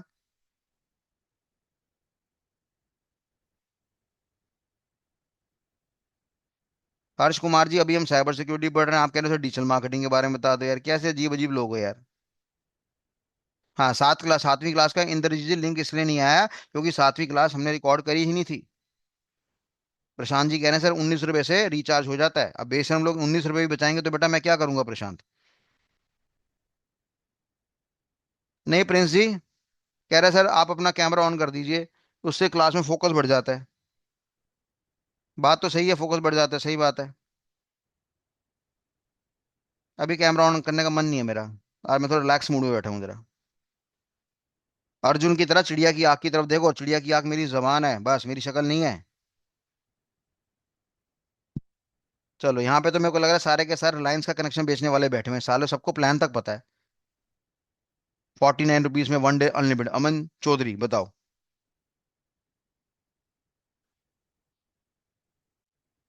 शैली कह रही है कि डीआरडीओ में जो बच्चा था सेकंड ईयर का बीसीए का, जो फर्स्ट ईयर में बीसीए के मैथ्स के पेपर में बड़े सारे पेपर में फेल हुआ था, उसको चांस कैसे मिला? कैसे मिला बेटा, ये तो सस्पेंस है ना, ये तो ट्रेड सीक्रेट है हमारा। तो अगर ये चांसेस हम बता देंगे तो हमारे कॉम्पिटिटर्स को पता लग जाएगा, फिर आप लोग मेरे से कहाँ पढ़ेंगे, फिर आप सब उनके पास भाग जाएंगे। I give lots of 000। Akshay ji मैं समझा नहीं क्या कहना चाहते हो यार। चलो, चलो दिवाकर जी, और पढ़ाई करते हैं, ठीक है बच्चों। अब हम पढ़ने जा रहे हैं फोर्थ जनरेशन लैंग्वेज, जोर से बोलो जय माता की। अब हम पढ़ने जा रहे हैं fourth generation language. Fourth generation language को हमने यहाँ पे क्या नाम दिया? इसको हमने नाम दिया, पहला नाम पर्यायवाची नाम, वेरी हाई लेवल लैंग्वेज। पहला नाम है very high level language, note down करते रहिए साथ साथ। फोर्थ जनरेशन लैंग्वेज हो गया, वेरी हाई लेवल लैंग्वेज हो गया। इसको हमने एक और नाम दिया बच्चों, इसको हमने क्या नाम दिया? नॉन प्रोसीजरल, नॉन प्रोसीजरल भाषा। ठीक है जी, नॉन प्रोसीजरल भाषा, ये सारे के सारे नाम प्रायवाची नाम है फोर्थ जनरेशन लैंग्वेज के, जिनकी आज फर्स्ट क्लास है वो भी समझ सकते हैं इस टॉपिक को, कोई दिक्कत वाली बात नहीं है। बैठ के सुनिए बस। फोर्थ जनरेशन लैंग्वेज हो गया, वेरी हाई लेवल लैंग्वेज हो गया, नॉन प्रोसीजरल लैंग्वेज हो गया। ये फोर्थ जनरेशन लैंग्वेज के हमारे पास प्रायवाची शब्द हैं। अब ध्यान से सुनना जरा, बड़ी रहस्यमयी बातें हम करने जा रहे हैं। देखो बेटा, हमने क्या करा, हमारे पास कंपनी का एनवायरनमेंट है, और कंपनी के एनवायरनमेंट में एक बड़ी सी मशीन है, बड़ी सी मशीन को टेक्निकल भाषा में हमने क्या नाम दिया? सर्वर का नाम दिया। एक डिवाइस हमने यहाँ पे अटैच कर दिया ताकि हम छोटे छोटे कंप्यूटर्स को यहाँ पे अटैच कर सकें। आपको याद होगा मैंने बताया था, छोटे कंप्यूटर को टेक्निकल भाषा में हम क्या कहते हैं? क्लाइंट कहते हैं। बीच में ये जो मल्टीप्लग की तरह होता है, उसको बदले में हमने क्या नाम दिया? स्विच का नाम दिया हुआ है, स्विच। स्विच का नाम शायद आपने सुना होगा, राउटर और स्विच, राउटर और स्विच में डिफरेंस होता है, फिलहाल ये स्विच है हमारे पास। और साथ ही साथ इस बड़ी वाली मशीन को टेक्निकली मैंने यहाँ पे क्या नाम दिया? सर्वर का नाम यहाँ पे दिया हुआ है। आई बात समझ में? मैंने कहा जी यहाँ पे कितने, ये हमने बोला किस कंपनी का एनवायरनमेंट है, मैंने कहा रिलायंस इंडस्ट्रियल लिमिटेड का एनवायरनमेंट है जी। यहाँ पे कितना आदमी काम कर रहे हैं, हमने एग्जांपल ले लिया कि यहाँ पे 4,04,000 इंप्लॉइज हमारी कंपनी में काम कर रहे हैं। ये बात समझ में आ गई है? अब क्या होता है कि कंपनी में इंप्लॉइज की मात्रा बहुत ज्यादा होती है। अब इंप्लॉइज की मात्रा अगर यहाँ पे ज्यादा है तो हमें क्या करना पड़ेगा, इंप्लॉइज के बारे में सारी जानकारी मेंटेन करनी पड़ेगी। और सारी जानकारी मेंटेन करने के लिए रिलायंस कंपनी ने एक सॉफ्टवेयर का इस्तेमाल करा, और सॉफ्टवेयर का नाम मेरे पास क्या आ रहा है, पेरोल सॉफ्टवेयर। आवाज मारेंगे सारे, क्या पेरोल सॉफ्टवेयर। उसको बदले में हमने क्या नाम दिया, पेरोल सॉफ्टवेयर का नाम दिया। जो इंप्लॉइज के बारे में जानकारी मेंटेन करे उसको हमने क्या नाम दिया, ऐसे सॉफ्टवेयर को मैंने नाम दे दिया पेरोल सॉफ्टवेयर। नाम आपके खून में मिल जाना चाहिए, पेरोल सॉफ्टवेयर। जो इंप्लॉइज की पेमेंट्स के बारे में, सैलरी के बारे में ध्यान देगा। ये एम्प्लॉय का कोड क्या है, एम्प्लॉय का नेम क्या है, एम्प्लॉय का सैलरी क्या है, एचआरए क्या है, डीएनएस एम्प्लॉयंस क्या है, डेजिग्नेशन क्या है। ठीक है जी, उसका मैनेजर नंबर कौन सा है, कमीशन कितना है, प्रोविडेंट फंड कितना मिलेगा, वो सारी जानकारी इंप्लॉयज के बारे में कहाँ मेंटेन होगी, आपके पेरोल नाम के सॉफ्टवेयर में मेंटेन होगी। और इस पूरे माहौल को हमने यहाँ पे क्या नाम दिया, नेटवर्क का नाम यहाँ पे दे दिया। पूरे एनवायरनमेंट को हमने क्या नाम दिया, नेटवर्क का नाम यहाँ पे दे दिया। तो इस पूरी कहानी में मैंने क्या सुनाया, मैंने कहा जी एक सर्वर है मेरे पास, सर्वर एक बड़ी सी मशीन होती है। ठीक है जी, ये रिलायंस इंडस्ट्री लिमिटेड कंपनी का एनवायरनमेंट है, मुकेश अंबानी इसका मालिक है। इस पूरे मॉल को मैंने नेटवर्क का नाम दिया। ये मेरे पास स्विच नाम का डिवाइस है। एक कंपनी का नाम शायद आपने नाम सुना होगा, सिस्को सिस्को सिस्को सिस्को। बड़ा फेमस नाम है सिस्को। एक कंपनी का नाम जूनिफर भी होता है। उसके ये स्विच नाम के डिवाइस आते हैं। सिस्को बहुत बड़ा ब्रांड है। तकरीबन 75% मार्केट का शेयर उसका है। जूनिफर छोटा सा ब्रांड है, मात्र 6 या 7% का शेयर उसका है। तो हमने यहाँ पे सिस्को का स्विच लगा दिया। और ये मेरे छोटे छोटे कंप्यूटर हैं जिसको मैंने यहाँ पे क्या नाम दिया, क्लाइंट का नाम यहाँ पे दे दिया है। यहाँ तक क्लियर है? तो फटाफट यस नाम का शब्द दबा दो, फिर मैं कहानी स्टार्ट करूंगा। यहाँ तक क्लियर है तो यस नाम का शब्द दबा दीजिए। बहुत बढ़िया। इतनी स्पीड से दबाया करो कि जूम वाला सॉफ्टवेयर भी हैंग कर जाए। तो ये नेटवर्क नाम का हमारे पास इन्वायरमेंट है जिसके बारे में हमने यहाँ पे देखा। चलो अब हम कहानी आगे बढ़ाते हैं। अब देखो, एक जिंदगी में असूल है, जिंदगी में एक असूल है कि भाई हर चीज का हमारे पास क्या होता है, प्रोग्राम होता है। और वो प्रोग्राम अगर हमारे दिमाग में फीड होगा तभी हम जीवन में उस टास्क को पूरा कर पाएंगे। यानी कहने का मतलब है कि अगर मैं बोलता हूँ ये मेरे पास एक इंसान है, तो इंसान के दिमाग में हर चीज का पहले से क्या पड़ा होता है, प्रोग्राम पड़ा होता है। इसको मैंने प्रोग्राम का नाम दिया हुआ है। और अगर ये प्रोग्राम पड़ा होता है, और अगर किसी अंकल ने, आंटी ने, चाचा ने, चाची ने कोई सवाल पूछा तुमसे, तुम उसका जवाब दे दोगे अगर तुम्हारे पास प्रोग्राम पड़ा हुआ है। अगर तुम्हारे पास प्रोग्राम नहीं पड़ा हुआ है, यानी ज्ञान तुम्हारे पास नहीं पड़ा हुआ है, तो उस क्वेश्चन का जवाब तुम नहीं दे पाओगे। क्लियर बात सभी को? लास्ट क्लास में हमने थर्ड जनरेशन लैंग्वेज पढ़ा था। हमने कहा थर्ड जनरेशन लैंग्वेज के अंदर हमने क्या करा, एक सॉफ्टवेयर बना दिया। और सॉफ्टवेयर का नाम क्या, पेरोल सॉफ्टवेयर। और पेरोल सॉफ्टवेयर का मतलब क्या, कि एम्प्लॉयज के बारे में जानकारी मेंटेन करेगा। हमने कहा सॉफ्टवेयर की परिभाषा क्या होती है, तो आपको याद होगा मैंने बताया था कि सॉफ्टवेयर की परिभाषा होती है कलेक्शन ऑफ प्रोग्राम्स। तो बेटा यहाँ पे कितने प्रोग्राम है, मैंने कहा 3 प्रोग्राम है। ऐड करने वाला प्रोग्राम हो गया, मॉडिफाई करने वाला प्रोग्राम हो गया, और साथ में डिलीट करने वाला प्रोग्राम हो गया। मैंने कहा जी इस एनवायरनमेंट में कितने प्रोग्राम्स हैं, मेरे पास 3 प्रोग्राम है। ऐड करने वाला हो गया, मॉडिफाई करने वाला हो गया, डिलीट करने वाला प्रोग्राम हो गया। इन 3 प्रोग्राम्स को हमें यहाँ पे क्या करना है, इकट्ठा करना है। ठीक है जी। जब 3 प्रोग्राम्स को मैंने इकट्ठा करा तो ये मेरे पास क्या बन गया, पेरोल का सॉफ्टवेयर बन गया। सर एडिशन से क्या मतलब है? मैंने कहा जब किसी नए इंप्लॉय के बारे में जानकारी डालेंगे तो उसको हमने क्या नाम दिया, एडिशन का नाम दे दिया। मैंने कहा मॉडिफिकेशन से क्या मतलब है? मैंने कहा किसी इंप्लॉय की सैलरी को हमने चेंज करना था, बढ़ाना था, तो मॉडिफाई हो गया। या किसी पति की पत्नी का नाम चेंज करना था, किसी इंप्लॉय ने बीवी चेंज कर ली, उसका नाम चेंज कर दिया, तो वो भी मॉडिफिकेशन हो गया। या किसी वाइफ ने अपना पति चेंज कर दिया तो उसका नाम चेंज हो गया, तो वो हो गया। या किसी के घर का एड्रेस चेंज हो गया, तो ऐसी हरकतों को हमने क्या नाम दिया, मॉडिफिकेशन का नाम यहाँ पे दे दिया। तीसरी जी बेटा मेरे पास क्या, डिलीट है। अभी जैसे क्या हुआ, उसने 30,000 बंदों को बाहर निकाल दिया। किसने निकाल दिया? हमने कहा लेट से अमेजोन ने निकाल दिया। अमेजोन ने 30,000 बंदों को बाहर निकाल दिया। हमने कहा टीसीएस नाम की कंपनी ने लेटर से 12,000 बंदों को बाहर निकाल दिया। कह रहे हैं गेट आउट भैया, आपको काम करना नहीं आता, आप निकल जाओ यहाँ से। तो जब इन एम्प्लॉयज को हमने कंपनी से बाहर निकाल दिया तो इसको बदले में हमने क्या नाम दिया, डिलीशन का नाम यहाँ पे दे दिया। आई बात समझ में? मैंने कहा थर्ड जनरेशन लैंग्वेज के अंदर हमने एक सॉफ्टवेयर बनाया, सॉफ्टवेयर का नाम है पेरोल सॉफ्टवेयर। उसके अंदर 3 प्रोग्राम्स पड़े हुए हैं, एक है ऐड का प्रोग्राम, एक है मॉडिफाई का प्रोग्राम, एक है डिलीशन का प्रोग्राम। अब ऐड के प्रोग्राम की बात करेंगे तो ऐड में नई इंप्लॉय के बारे में जानकारी आएगी। मॉडिफिकेशन के अंदर बात करेंगे तो मॉडिफिकेशन के अंदर उसका जो भी एड्रेस है, फोन नंबर है, वो हम सब चेंज करवा देंगे अगर हमें चेंज करवाने की रिक्वायरमेंट है तो। और डिलीशन का मतलब है कि जिस इंप्लॉय को कंपनी से हमने बाहर लॉन्च कर दिया है, बाहर निकाल दिया है, उसको हमने डिलीशन का नाम यहाँ पे दिया हुआ है। कंफर्मेशन भेजिए अगर ये यहाँ तक कहानी समझ में आ गई है। यस का बटन दबाइए अगर कहानी यहाँ पे समझ में आ गई है तो। सभी बच्चों से रिक्वेस्ट है, सभी पार्टिसिपेट करा करिए। मैं अपना गला थकाता हूँ, आपका एक उंगली थकाने में कोई दिक्कत वाली बात नहीं है। ठीक है जी, बहुत बढ़िया, सबका यस यस आ रहा है, बहुत बढ़िया। बहुत ही बढ़िया, बहुत बहुत धन्यवाद, बहुत बहुत दिल से बहुत बहुत धन्यवाद। ठीक है जी। चलो, तो यहाँ तक कहानी हमारे पास बढ़ गई। अब देखो जरा ध्यान से।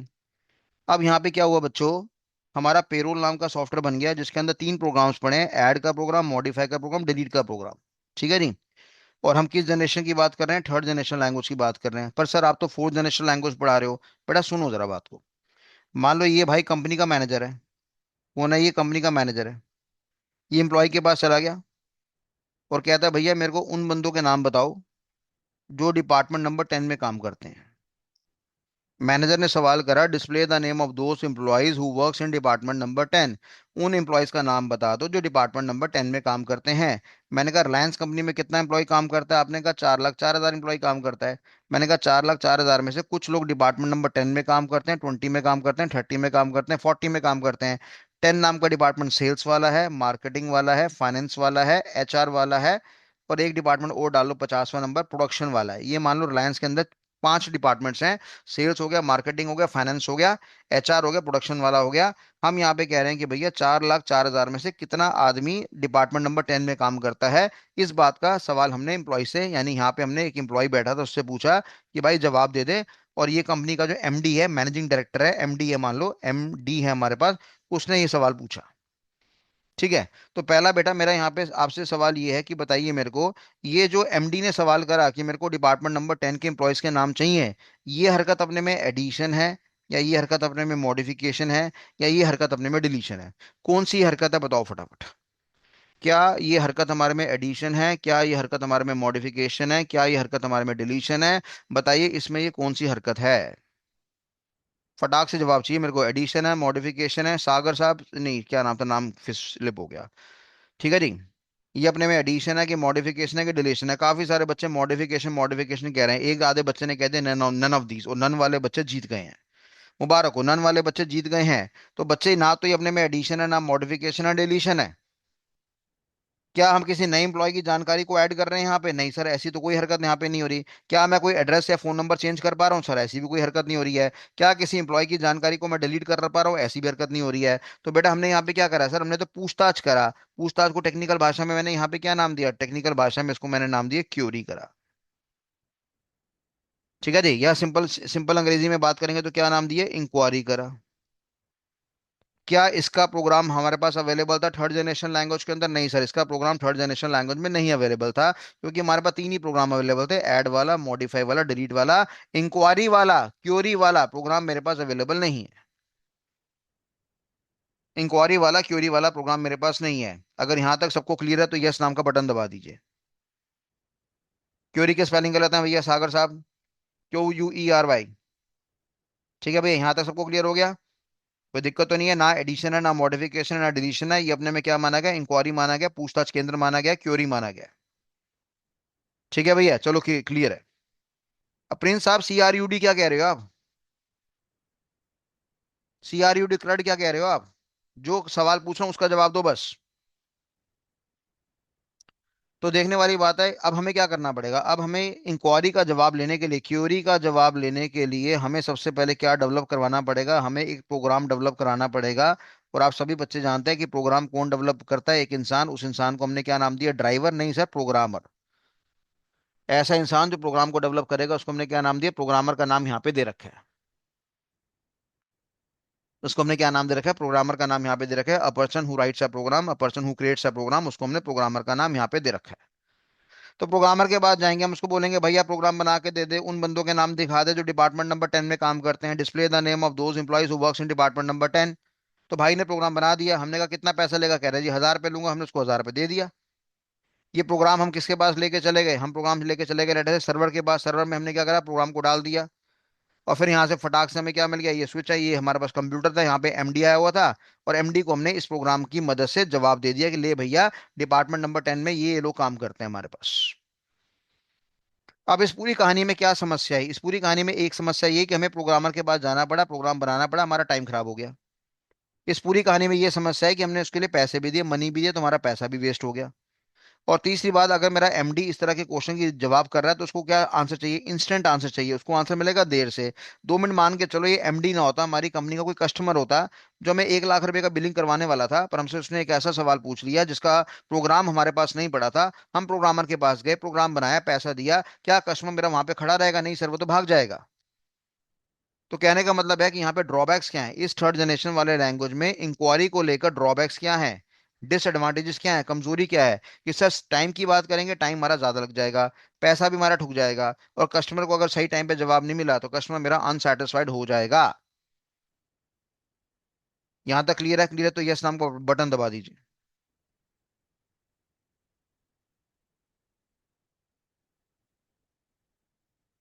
बटन दबाइए, फटाफट बटन दबाइए। यहाँ तक क्लियर है सभी को? यहाँ पे कमी आ रही है हमारे पास? चलो ठीक है भैया, हमने इस सवाल का जवाब दे दिया, बहुत बढ़िया सभी बच्चों। इस सवाल का हमने यहाँ पे जवाब दे दिया। अब यहाँ पे थोड़े दिन बाद एमडी वाई भैया हमारे पास फिर आ गए।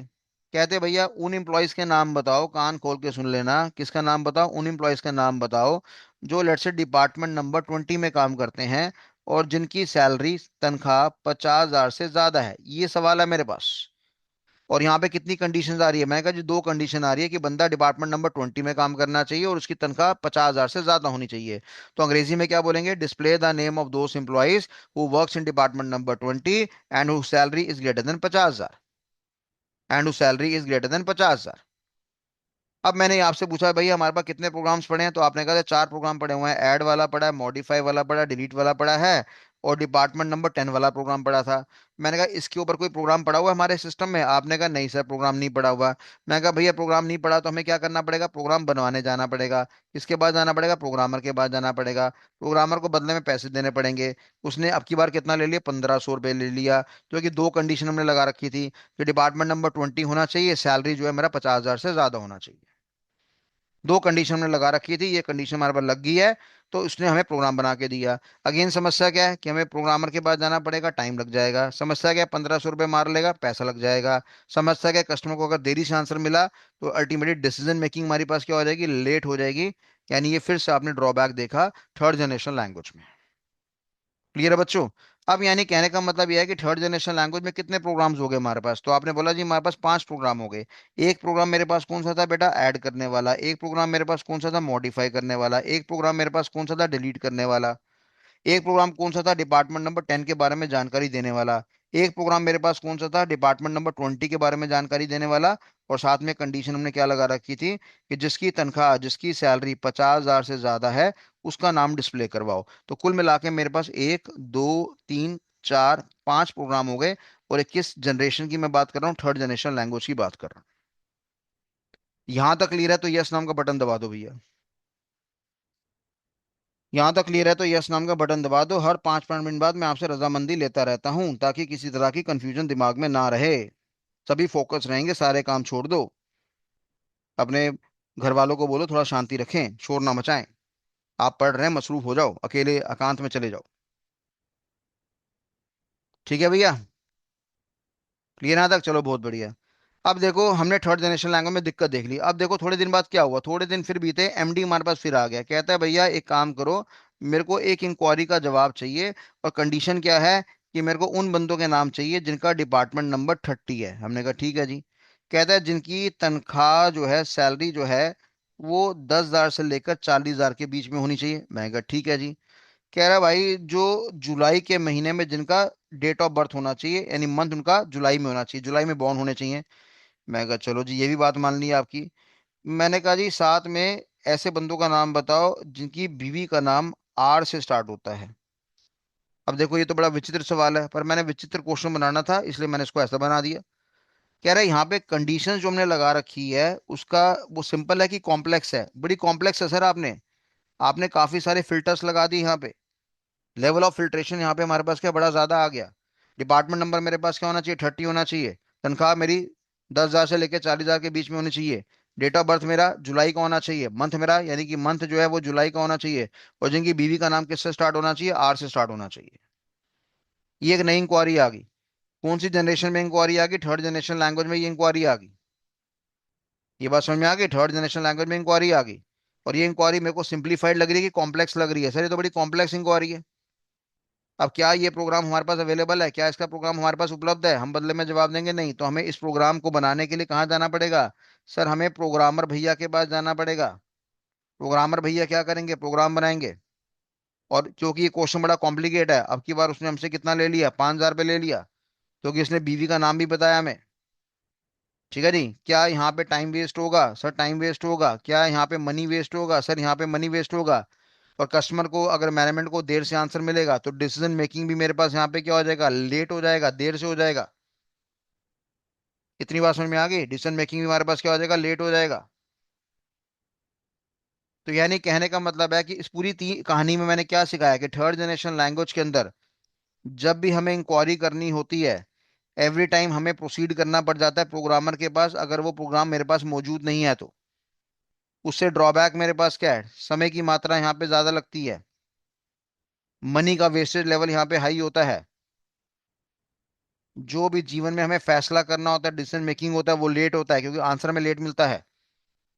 तो ये सारे की सारी मेरे पास क्या कमियां हैं? क्या है मेरे पास? ड्रॉबैक्स है। किसके? Drawbacks of third generation language. यानी थर्ड जनरेशन लैंग्वेज के बारे में मैंने कुछ जानकारी में इजाफा करा कि ये हमें प्रोग्राम डिपेंडेंसी के एनवायरनमेंट को दर्शाता है।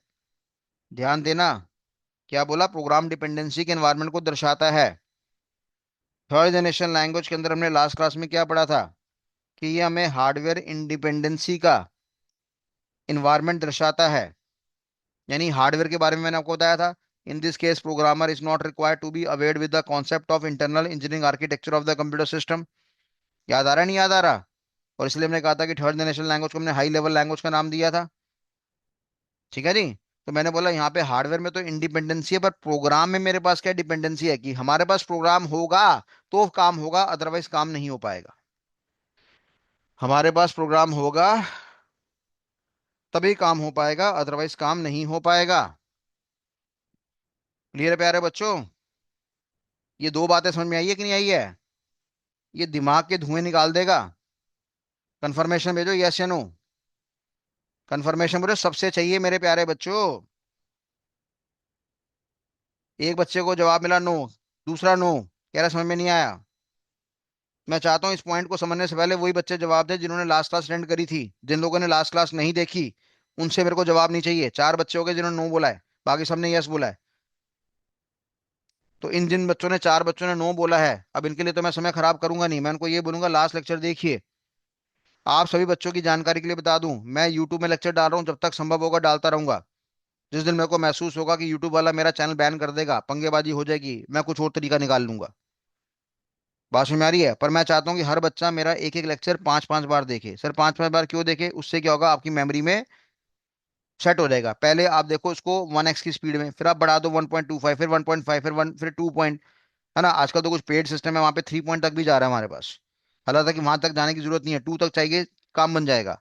और जब आप रिवीजन करेंगे तो आप कोशिश करना कि मेरे बोलने से पहले आप बोल देना कि देखना विकास सर अभी यही बोलेंगे, विकास सर अभी यही बोलेंगे। तुम्हारे कॉन्सेप्ट क्या हो जाएंगे? पक्के हो जाएंगे।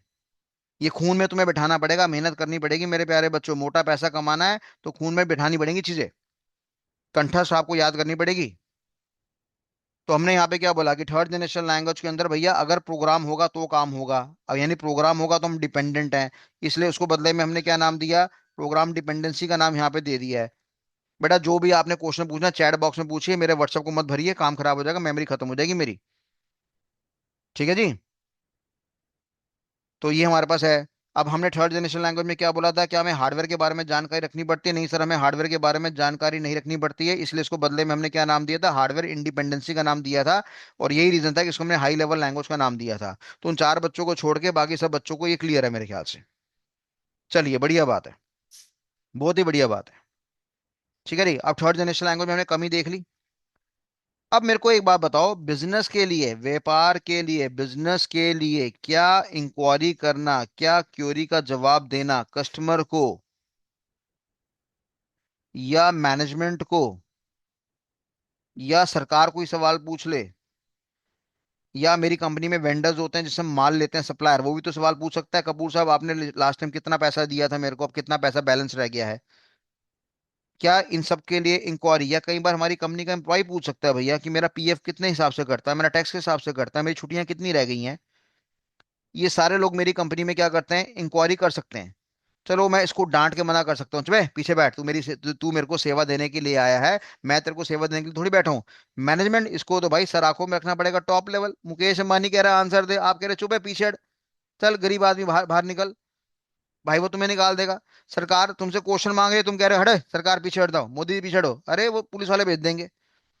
ठीक है। कस्टमर की बात करेंगे, कस्टमर तो सर आंखों में। इसको अगर हमने मना कर दिया, ये तो दुकान से छोड़ के भाग जाएगा, दुकान छोड़ के भागा, रेवेन्यू खत्म। रेवेन्यू खत्म। सप्लायर हमारा माई बाप है।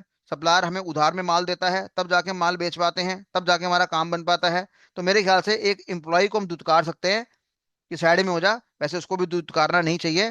पर कस्टमर को, मैनेजमेंट को, गवर्नमेंट को, वेंडर को, सप्लायर को जिससे माल लेते हैं, इनकी इंक्वायरी को संतुष्ट करना हमें हमारे बिजनेस के लिए, हमारे धंधे के लिए इंपॉर्टेंट है। अगर आप मेरे शब्द से सहमत हैं तो एस नाम का शब्द दबाना। एस मतलब सहमत है सर। और नहीं सहमत है तो एन दबा देना। एस नाम का शब्द दबाना अगर आप सहमत है कि इंक्वायरी करना बिजनेस के लिए बहुत इंपॉर्टेंट है। अगर इंक्वायरी समय पे नहीं होगी तो बिजनेस को चोट लग जाएगी, धंधा खराब हो जाएगा, सेल्स नहीं होगा, रेवेन्यू कम हो जाएगा, प्रॉफिट कम हो जाएगा, शेयर बाजार में शेयर का भाव गिर जाएगा।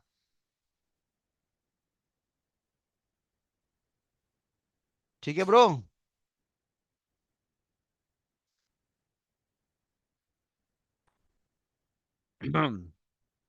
बहुत बढ़िया बात है। तो यहां तक जानकारी सबको क्लियर होगी। तो यानी कि अब हमारे जीवन में क्या हो गया, देखो फर्स्ट जनरेशन लैंग्वेज में क्या समस्या थी, बाइनरी से मुक्ति नहीं मिल रही थी। तो बाइनरी से मुक्ति दिलाई हमने कब में, सेकंड जनरेशन में। सेकंड जनरेशन में हमने किसका इस्तेमाल करा, निमोनिक्स का इस्तेमाल करा। और वहां पे हमने किसको जन्म दिया, असेंबलर को जन्म दिया। तो क्या बाइनरी से मुक्ति मिल गई, बाइनरी से मुक्ति मिल गई। पर यहाँ पे सेकंड जनरेशन में क्या समस्या थी, लो लेवल लैंग्वेज है, हमें हार्डवेयर को जानना पड़ेगा। प्रोग्राम पोर्टेबिलिटी आपकी संभव नहीं है सेकंड जनरेशन लैंग्वेज में। तो हमने किसको जन्म दिया, थर्ड जनरेशन को। थर्ड जनरेशन में हमने इंग्लिश लाइक इंस्ट्रक्शन का इस्तेमाल करा। लेवल मेरा सिंपलीफाइड हो गया, सरल हो गया, प्रोग्रामर्स के लिए काम करना आसान हो गया। यहाँ पे हार्डवेयर के बारे में जानकारी नहीं रखनी, तो हाई लेवल लैंग्वेज वाला कॉन्सेप्ट आ गया। ये क्लियर आ गया। पर थर्ड जनरेशन लैंग्वेज में हमने कमी क्या देखी कि यार प्रोग्राम होगा तो काम बनेगा, प्रोग्राम नहीं होगा तो काम नहीं बनेगा। और इंक्वायरी ऐसी गंदी चीज है कि पता नहीं किसके दिमाग में कब कौन सा सवाल आ जाए, पता ही चलता। तो यानी कि अब हमारे पास थर्ड जनरेशन लैंग्वेज में क्या ड्रॉबैक आ गया, प्रोग्राम डिपेंडेंसी वाला ड्रॉबैक आ गया। अब इसको किल करने के लिए हमने किसको जन्म दिया, हमने प्रभु फोर्थ जनरेशन लैंग्वेज को जन्म दिया। किसका अवतार हुआ, प्रभु जी का अवतार हुआ। इतनी स्टोरी मैंने क्यों सुनाई, इस भगवान की वैल्यू देने के लिए कि बाजार में फोर्थ जनरेशन लैंग्वेज क्यों आया। तो फोर्थ जनरेशन लैंग्वेज की जब मैं बात करता हूं तो फोर्थ जनरेशन लैंग्वेज ने कहा भैया थर्ड जनरेशन लैंग्वेज में इंक्वायरी को लेकर बड़ी समस्या हो रही थी। और इंक्वायरी की समस्या, इस प्रॉब्लम को किल करना था। इस समस्या को हमें किल करना है, मार देना है इस समस्या को जो थर्ड जनरेशन लैंग्वेज में आई थी। और उसको हमने मार दिया, किसके द्वारा मार दिया, फोर्थ जनरेशन लैंग्वेज के द्वारा मार दिया। और फोर्थ जनरेशन लैंग्वेज में हमने क्यों मार दिया, क्योंकि हमने यहाँ पे एक स्पेशल कॉन्सेप्ट इन्वेंट करा, उस स्पेशल कॉन्सेप्ट का नाम था स्ट्रक्चर्ड क्वेरी लैंग्वेज। क्या फुल फॉर्म थी हमारे पास, एसक्यूएल। और एसक्यूएल का फुल फॉर्म मेरे पास क्या आ रहा है, एसक्यूएल का फुल फॉर्म मेरे पास आ रहा है बेटा, स्ट्रक्चर्ड क्वेरी लैंग्वेज। इसको हमने एसक्यूएल का नाम यहाँ पे दे रखा है, स्ट्रक्चर्ड क्वेरी लैंग्वेज का नाम हमने दे रखा है। ठीक है भैया। तो अल्टीमेट देखने वाली बात यहाँ पर ये आ रही है कि स्ट्रक्चर्ड क्वेरी लैंग्वेज की बात करेंगे तो पहले बात, स्ट्रक्चर्ड क्वेरी लैंग्वेज का जन्म कब हुआ, तो आप सभी बोलेंगे सर फोर्थ जनरेशन लैंग्वेज में हुआ। ठीक है नहीं, पहला सवाल हमारे पास क्या होगा कि एसक्यूएल का जन्म कब हुआ, तो आप क्या बोलोगे, फोर्थ जनरेशन लैंग्वेज में हुआ। एसक्यूएल के बारे में विशेषता कब आई, फोर्थ जनरेशन लैंग्वेज में। दूसरी विशेषता, इसकी फुल फॉर्म क्या है, इसकी फुल फॉर्म है स्ट्रक्चर्ड क्वेरी लैंग्वेज। क्वेरी मतलब क्या, इंक्वायरी, इंक्वायरी करने वाली भाषा है। ठीक है जी। तीसरी बात, इट इज रिस्पॉन्सिबल, लिखिए साथ साथ, it is responsible to perform the extraction of the data. कह रहा है it is responsible to perform the extraction of the data. Extraction बोल लीजिए,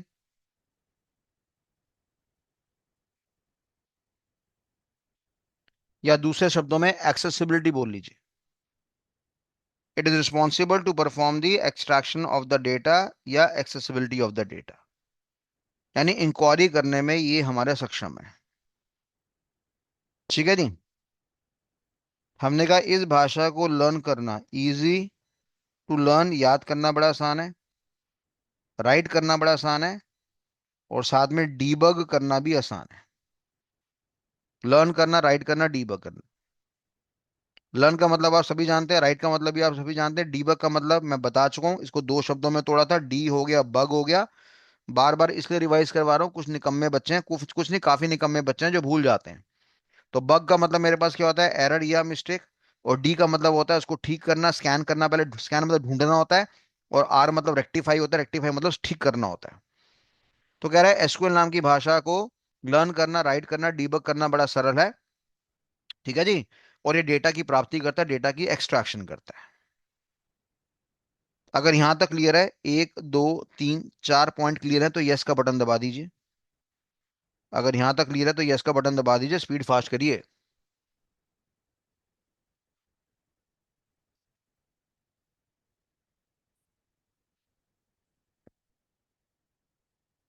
बहुत बढ़िया।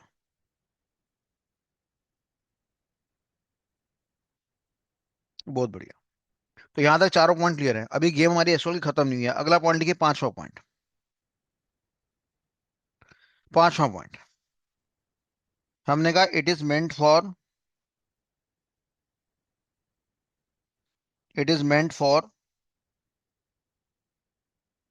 प्रोफेशनल्स एंड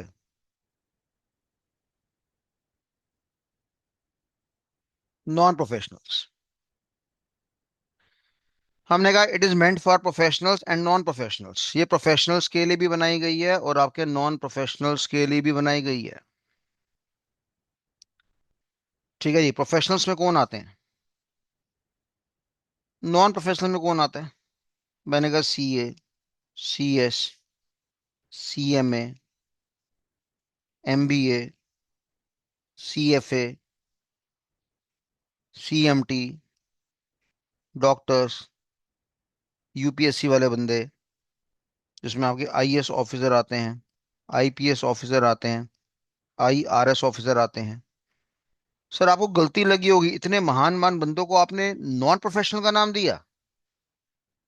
मैंने कहा बेटा यहाँ पे नॉन प्रोफेशनल हमने इसलिए दिया है क्योंकि ये लोग कंप्यूटर पे एक्सपर्ट नहीं होते हैं, इनको केवल कंप्यूटर की ऑपरेशंस करनी आती है। कोडिंग करना, प्रोग्रामिंग करना, एडमिनिस्ट्रेशन करना इन लोगों को नहीं आता है। सर प्रोफेशनल में कौन से कैटेगरी के होंगे? वही हमारे आईटी एक्सपर्ट्स। जितने भी हमारे आईटी एक्सपर्ट्स वाले हैं वो सारे प्रोफेशनल्स हैं। जिसने लेटर से बीसीए कर रखी होगी या एमसीए कर रखी होगी, या जिसने बीटेक कर रखी होगी कंप्यूटर साइंस के अंदर, या एमटेक कर रखी होगी कंप्यूटर साइंस के अंदर, या लेटर से कुछ भी मतलब कि कंप्यूटर रिलेटेड आईटी कंसर्न जिस बच्चों ने काम करा होगा वो प्रोफेशनल्स हैं। सर हम लोग 19 महीने का कोर्स करेंगे, हम किस कैटेगरी में आएंगे, प्रोफेशनल्स में या नॉन प्रोफेशनल्स में? आप प्रोफेशनल्स में आएंगे भैया। आप कंप्यूटर को गहराई से समझने जा रहे हैं। क्लियर है बात सभी को? तो हमने बोला ये भाषा मेरी प्रोफेशनल्स के लिए भी बनाई गई है और नॉन प्रोफेशनल्स के लिए भी बनाई गई है, यानी इसका इस्तेमाल करना बड़ा सरल है। एग्जाम्पल के तौर पे जैसे मैंने आपको बोला है कि भाई एक काम करो, उन बंदों के नाम बताओ जो डिपार्टमेंट नंबर 10 में काम करते हैं, तो मैं क्या करूंगा, यहाँ पे एसक्यूएल नाम की भाषा का इस्तेमाल करूंगा और एसक्यूएल नाम की भाषा के द्वारा मैं कमांड लिखूंगा। और मैं कमांड कैसे लिखूंगा देखो जरा, मैंने कहा सिलेक्ट करिए स्टार फ्रॉम, किस फाइल से, एम्प्लॉय फाइल से, वेयर, डिपार्टमेंट नंबर मेरे पास क्या होना चाहिए, 10 होना चाहिए, और लास्ट में मैंने सेमी कोलन लगा दिया। हमने छोटा सा कमांड दिया, छोटा सा कमांड क्या दिया, हमने कहा सिलेक्ट करिए स्टार। स्टार का मतलब है display all the information. Star का मतलब होता है डिस्प्ले ऑल द इंफॉर्मेशन, सारी की सारी जानकारी को आप डिस्प्ले करवा दीजिए। Display all the information. ठीक है जी। कौन सी वाली फाइल से? इनफैक्ट फाइल को हमने टेक्निकल नाम दिया यहाँ पे टेबल, इसको फाइल भी कह लो, टेबल भी कह लो, घटिया नाम फाइल, टेबल होता है बढ़िया नाम। और ये जो मैंने वेयर क्लॉज लगा रखा है, ये किसको रेफर कर रहा है? ये मेरी कंडीशन को रेफर कर रहा है कि हमने कंडीशन लगा दी कि उन्हीं बंदों के नाम चाहिए जो डिपार्टमेंट नंबर 10 में काम करते हैं। अब मैंने यहाँ पे एंटर का बटन दबाया। आप बिलीव करना, आपकी पलक झुकने से पहले फटाक से आपकी कंप्यूटर स्क्रीन में यहाँ पर आंसर आ जाएगा कि ये वो लोग हैं जो डिपार्टमेंट नंबर 10 में काम करते हैं। इतना क्लियर है सभी को? अगर यहां तक क्लियर है तो यस नाम का बटन दबा दो। इतना क्लियर है तो यहां तक क्लियर है तो यस नाम का बटन दबा दीजिए। फटाफट करो यार, स्पीड दिखाओ ना।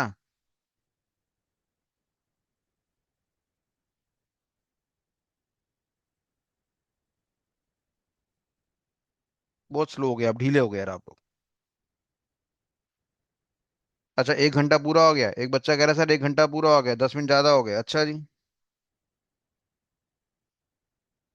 तो हमने यहाँ पे बोला कि भैया इस भाषा को लर्न करना, राइट करना, डीबग करना आसान है। ये लैंग्वेज प्रोफेशनल्स के लिए भी बनेगी है, नॉन प्रोफेशनल्स के लिए भी बनेगी है। हमने छोटा सा कमांड दिया, काम हो गया।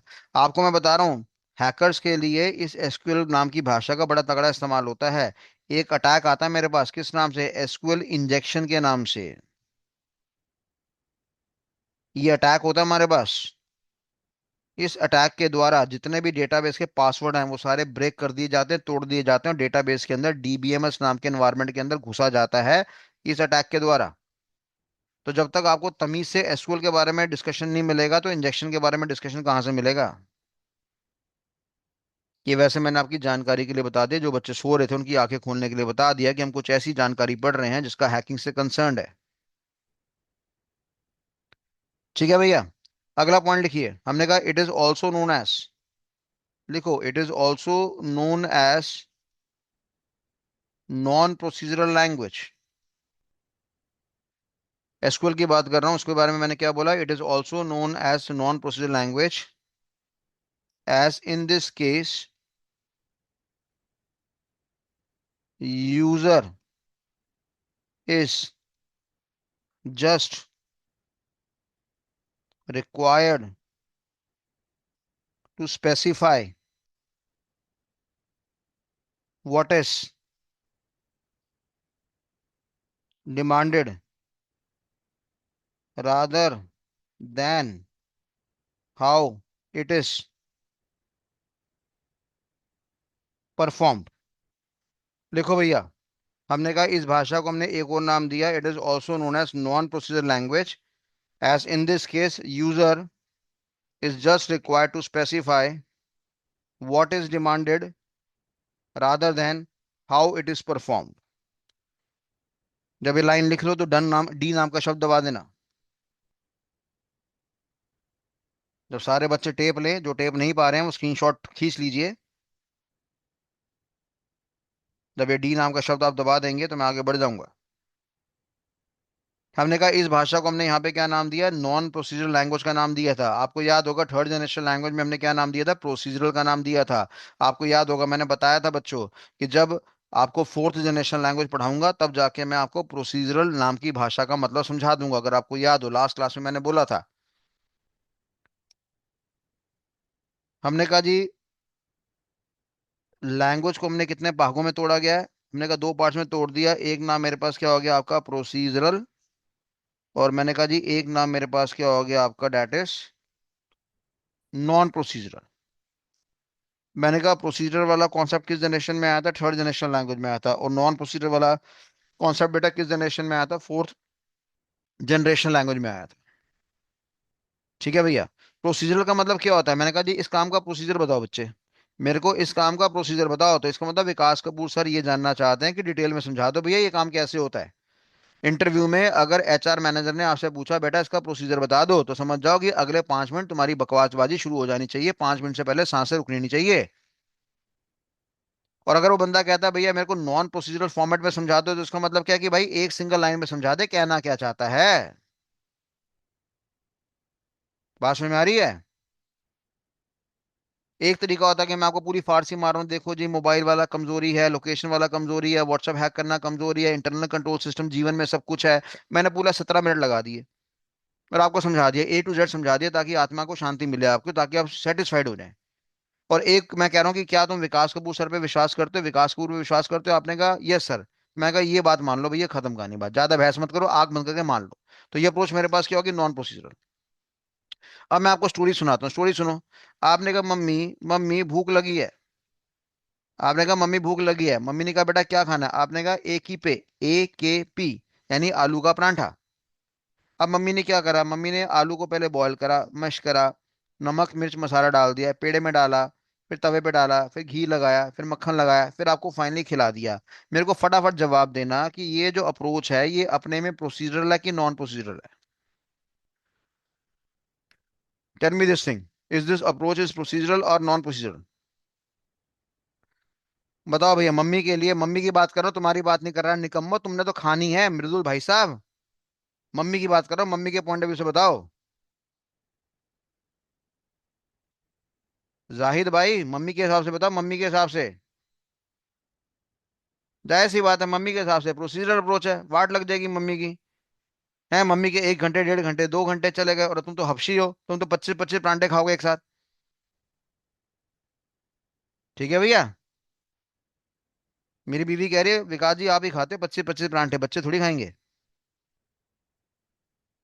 तो कहने वाली बात है, मम्मी के लिए वाट लग गई, तो ये अप्रोच मेरे पास क्या है, प्रोसीजरल अप्रोच है बेटा।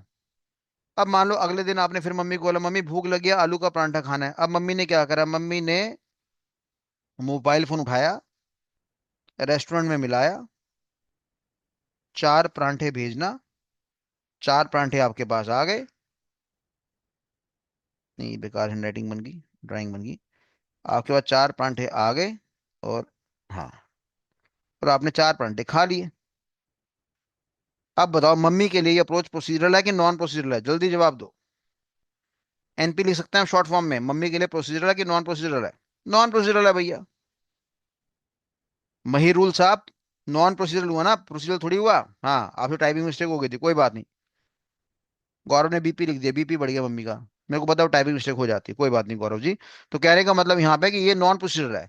यानी कि जब मम्मी ने बोला आलू के परांठे मंगवाना, तो एक जीनी मम्मी के सामने आके खड़ा हो गया, और मम्मी यहाँ पे बैठी हुई है, और मम्मी, जीनी कह रहा है देवी जी बताओ क्या हुक्म है। मम्मी ने कहा 4 परांठे भेजना, और अब ये जो जीनी है ये लेकर आ रहा है। यानी ये सारी सरदर्दी वेटर की है, जीनी की है, और मम्मी आराम से कूल ली बैठेगी। और इस अप्रोच को हमने क्या नाम दिया, नॉन प्रोसीजरल। आई बात समझ में? थर्ड जनरेशन लैंग्वेज में जितना भी काम होता है, वहां पे प्रोग्रामर को क्या करना पड़ता है, वहां प्रोग्रामर को प्रोग्राम लिखना पड़ता है। प्रोग्रामर A to Z सारे के सारे स्टेप्स मेंशन करता है, कैसे डिपार्टमेंट नंबर 10 का एम्प्लॉयज का नाम निकाला जाएगा, एक्सट्रैक्शन करी जाएगी, और कैसे डिस्प्ले होगा। वो सारा का सारा काम करना पड़ता है, और यही रीजन है कि थर्ड जनरेशन लैंग्वेज को हमने बदले में क्या नाम दिया, प्रोसीजरल लैंग्वेज का नाम यहाँ पे दिया हुआ है। यहां तक क्लियर है तो D नाम का शब्द दबा देना।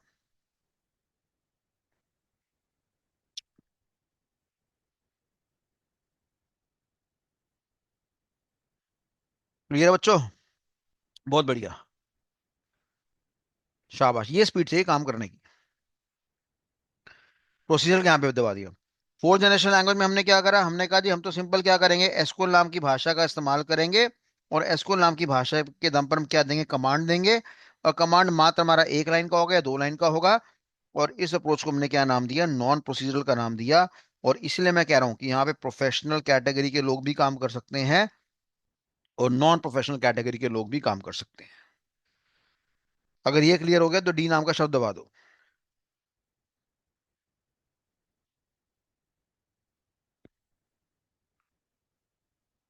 ठीक है भैया, समझ आ गई बात? ठीक है। तो अब नॉन प्रोफेशनल का मतलब ये भी होता है कि जो कंप्यूटर में एक्सपर्ट नहीं होते हैं। अब आजकल बाजार में आपने सुना होगा कि एक कोर्स कराया जाता है डेटा एनालिसिस के नाम से। डेटा एनालिसिस में वो क्या करवाते हैं आपको, आपको एडवांस एक्सेल सिखा देते हैं, है ना, आपको ये पाइथन नाम की भाषा सिखा देते हैं। एक हमारे पास पावर BI नाम का सॉफ्टवेयर आता है, वो सिखा देते हैं। और एक हमें क्या सिखा देते हैं, SQL। अब ये हमारा बच्चा होता है, इसने BA पास करी होती है, जिंदगी से निराश होता है, ये SSC की तैयारी कर रहा होता है, पेपर क्लियर नहीं होता, माँ बाप ताने मारते हैं, अब इसको पैसे चाहिए, पर ये 19 महीने लगा नहीं सकता। तो ये क्या करता है, ये डेटा एनालिसिस का कोर्स कर लेता है। बाजार में लोग चेपी मार देते हैं, 30,000, 35,000, 50,000, जैसे मर्जी कर दो, मोटी मोटी चेपी मार देते हैं। और एक्सेल सिखाते हैं, पाइथन सिखाते हैं, पावर BI सिखाते हैं, SQL सिखाते हैं। पाइथन बच्चे को तमीज से सिखाई नहीं जाती, वो उसका इस्तेमाल कर नहीं पाता। एक्सेल का इस्तेमाल कर लेता है, एसक्यूएल का इस्तेमाल कर लेता है, या लेटर से पावर बीआई का इस्तेमाल कर लेता है। और इससे क्या होता है कि बाजार में एक छोटी लेवल की नौकरी मिल जाती है। 15,000, 20,000, 25,000, 6 महीने में अगर आपने कमाने हैं तो इस कोर्स पे आप ध्यान देना और आपका काम हो जाएगा। ठीक है जी। वहां पे एसक्यूएल का इस्तेमाल होता है। एसक्यूएल के ऊपर अगर मैंने ज्ञान दे दिया, एसक्यूएल के ऊपर ज्ञान देने में ज्यादा नहीं, मेरे को 20 दिन लगेंगे, आपको सर इतना लंबा कोर्स है, हाँ बेटा है। उसके बड़े सारे कमांड्स होते हैं, वो बड़े सारे कमांड आप सीख लीजिए। कमांड सीखने से फायदा क्या होगा, फिर कोई भी इंफॉर्मेशन आप सर्वर में से एक कमांड के द्वारा बड़े आराम से निकाल सकते हैं। यहां तक क्लियर हो गया सभी को? अगर यहां तक क्लियर हो गया तो यस नाम का बटन दबा दो। खत्म कर रहा हूँ भाई, खत्म कर रहा हूँ, चिंता मत करो, परेशान मत हो, मेरे को पता है आपको ऑफिस जाना, आप चले जाना, कोई बात नहीं। ये लेक्चर में डाल दूंगा, यूट्यूब में डाल दूंगा, अगर आपको ऑफिस जाना चले जाओ। बस 5 मिनट में खत्म कर रहा हूँ बाकी मैं। तो यहां तक आपको समझ में आ गई बात? तो यानी एसक्यूएल का जन्म कब हुआ, अब फटाफट जवाब देंगे, क्वेश्चन आंसर सेशन खेलेंगे। एसक्यूएल का जन्म कब हुआ, कौन सी जनरेशन में हुआ, पहला, दूसरा, तीसरा, चौथा, जवाब दो फटाफट। फास्टेस्ट फिंगर फर्स्ट, खत्म कर रहा हूँ, जल्दी आ जाओ बस। बहुत बढ़िया, बहुत बढ़िया, बहुत बढ़िया, बहुत बढ़िया, बहुत बढ़िया।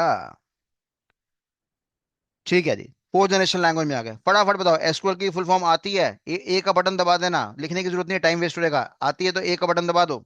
आती है, आती है, आती है, आती है, आती है, आती है, आती है, आती है, बहुत बढ़िया, बहुत। हाँ, एसक्यूएल बताओ मेरी प्रोसीजरल है कि नॉन प्रोसीजरल है, प्रोसीजरल है कि नॉन प्रोसीजरल है, जल्दी बताओ। पी से प्रोसीजरल, एन से नॉन प्रोसीजरल, एसक्यूएल मेरी प्रोसीजरल नॉन प्रोसीजरल है?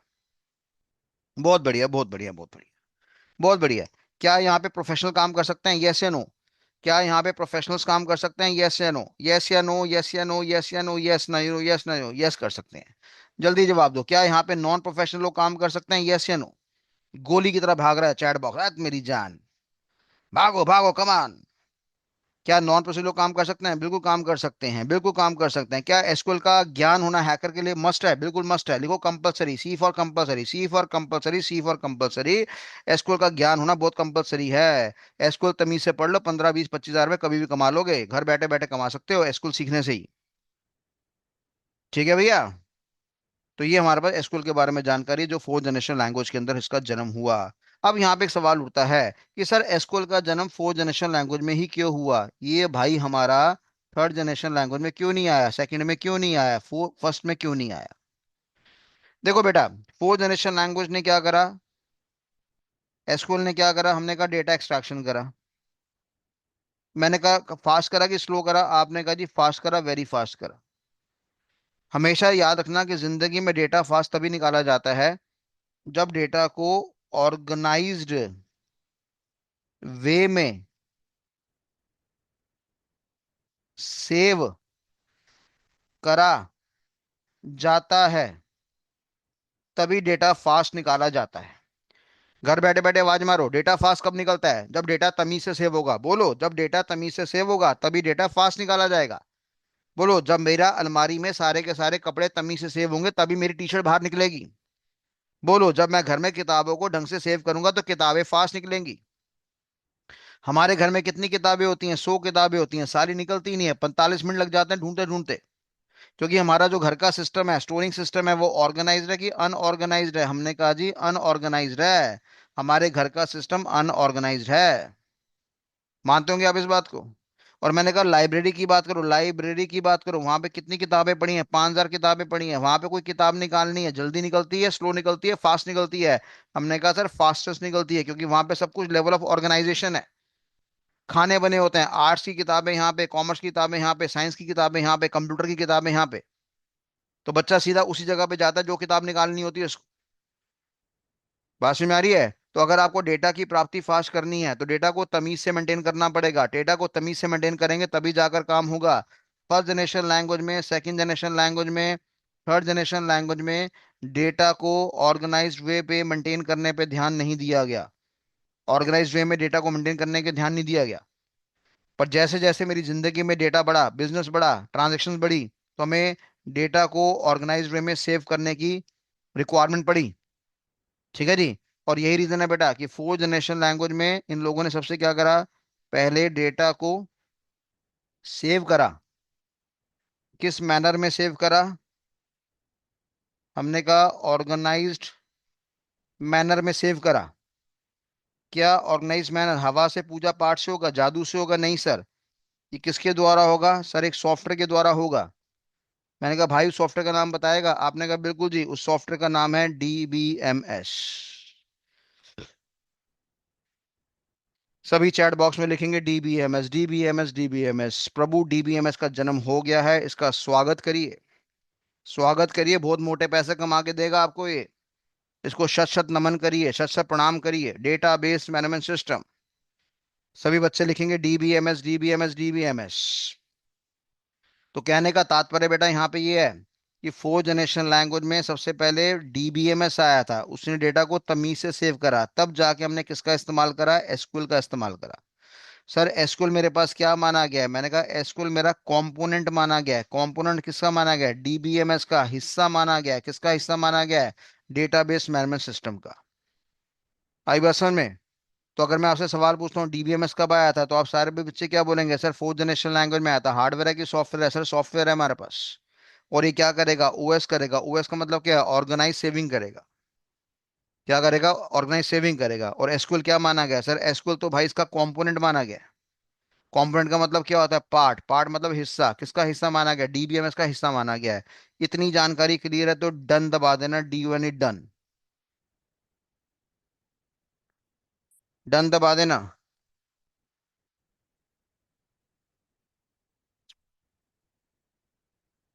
ठीक है भैया? क्लियर है बात सभी को? Done done done. यानी हमारा DBMS आया कब? आया फोर्थ जनरेशन लैंग्वेज में आया। आज रात को सपना देखोगे और याद करोगे DBMS कब आया? फोर्थ में आया। क्या फुल फॉर्म है? Database management system. क्यों आया? डेटा को तमीज से सेव करने के लिए आया। डेटा की एक्सट्रैक्शन किसके द्वारा होगी? एसक्यूएल के द्वारा। एसक्यूएल किसका पार्ट माना गया? DBMS का। क्या एसक्यूएल में प्रोफेशनल लोग इस्तेमाल कर सकते हैं? कर सकते हैं। नॉन प्रोफेशनल इस्तेमाल कर सकते हैं? कर सकते हैं। इसलिए इसको नॉन प्रोसीजर लैंग्वेज का नाम हमने यहाँ पे दर्जा दिया है। यहां तक क्लियर हो गया सभी को? तो यहाँ पे DBMS का स्वागत है। तो नेक्स्ट क्लास में हमें बड़ा जोर लगाना है किसके ऊपर? DBMS के ऊपर। सर अभी जो आपने DBMS के बारे में बताया बेटा, ये तो शुरुआत भी नहीं हुई। DBMS मेरा इतना है तो मैंने आपको ये भी नहीं बताया अभी DBMS के बारे में। बस आज हमने DBMS का स्वागत करा है। अगर कोई पूछता आपसे DBMS क्यों आया, तो आप क्या बोलोगे? Responsible to save the information in a highly organised manner with the purpose to perform the fast extraction of the data invented in fourth generation language. If we desire to perform the extraction of the data, that can be performed with the support of structured query language. तो ये सारी जानकारी मैंने आपको बता दी। Right everyone? तो fourth generation language में एसक्यूएल तो आया, पर एसक्यूएल से पहले पिताजी आए, और पिताजी का नाम क्या है? DBMS। और एसक्यूएल क्या? उनका एक छोटा सा बच्चा है। सर DBMS का एक ही बच्चे थे? नहीं बेटा, 6-7 बच्चे हैं उसके। बताएंगे सारे वो 6-7 बच्चे कौन से हैं। पर अभी हमने एक ही बच्चे का डिस्कशन करा है जिसका नाम है स्ट्रक्चर्ड क्वेरी लैंग्वेज। बताइए जरा, ऐसा हथियार जो हैकिंग में काम होगा एसक्यूएल के नाम से, तो आपने क्या नाम याद रखना है? SQL injection. इज्जत से पूरा का पूरा नाम लिखना चैट बॉक्स के अंदर। चैट बॉक्स में पूरा नाम लिख दो, एसक्यूएल इंजेक्शन, फटाफट। SQL injection, SQL injection. हाँ भैया, एसक्यूएल आगे पढ़ाएंगे बेटा आपको। मेरे यहाँ पे घटिया काम नहीं होगा, खोद दूंगा चीजों को पकड़ के, तुम भाग जाओगे। पर मेरे यहाँ पे घटिया काम नहीं होगा। एसक्यूएल इंजेक्शन, एसक्यूएल इंजेक्शन याद करना है आपको। याद करना है, कंपनी की धज्जियां उड़ा दोगे, इतने तगड़े हैकर बन जाओगे, उसके सारे पासवर्ड तोड़ दोगे अगर इस टूल पे काम करना आ गया तो। ठीक है आयुष, बहुत बढ़िया। इसने तो पूरा ही मेरे को खुश कर दिया। कह रहे सर फुल फॉर्म लो ना आप, स्ट्रक्चर्ड क्वेरी लैंग्वेज। डब्लू वाले भाई साहब बहुत बढ़िया। चलो, तो आज की क्लास यहीं पे समाप्त करते हैं। आज मैंने स्टॉक मार्केट की क्लास ली, वही मैं भावुक हो गया था। वहां भी मैंने 1 घंटा 50 मिनट पढ़ा दिया बच्चों को। यहाँ पे भी मैंने आपकी जिंदगी खराब कर दी। 1 घंटा 30 मिनट पढ़ा दिया। आशा करता हूँ आप नाराज नहीं होंगे।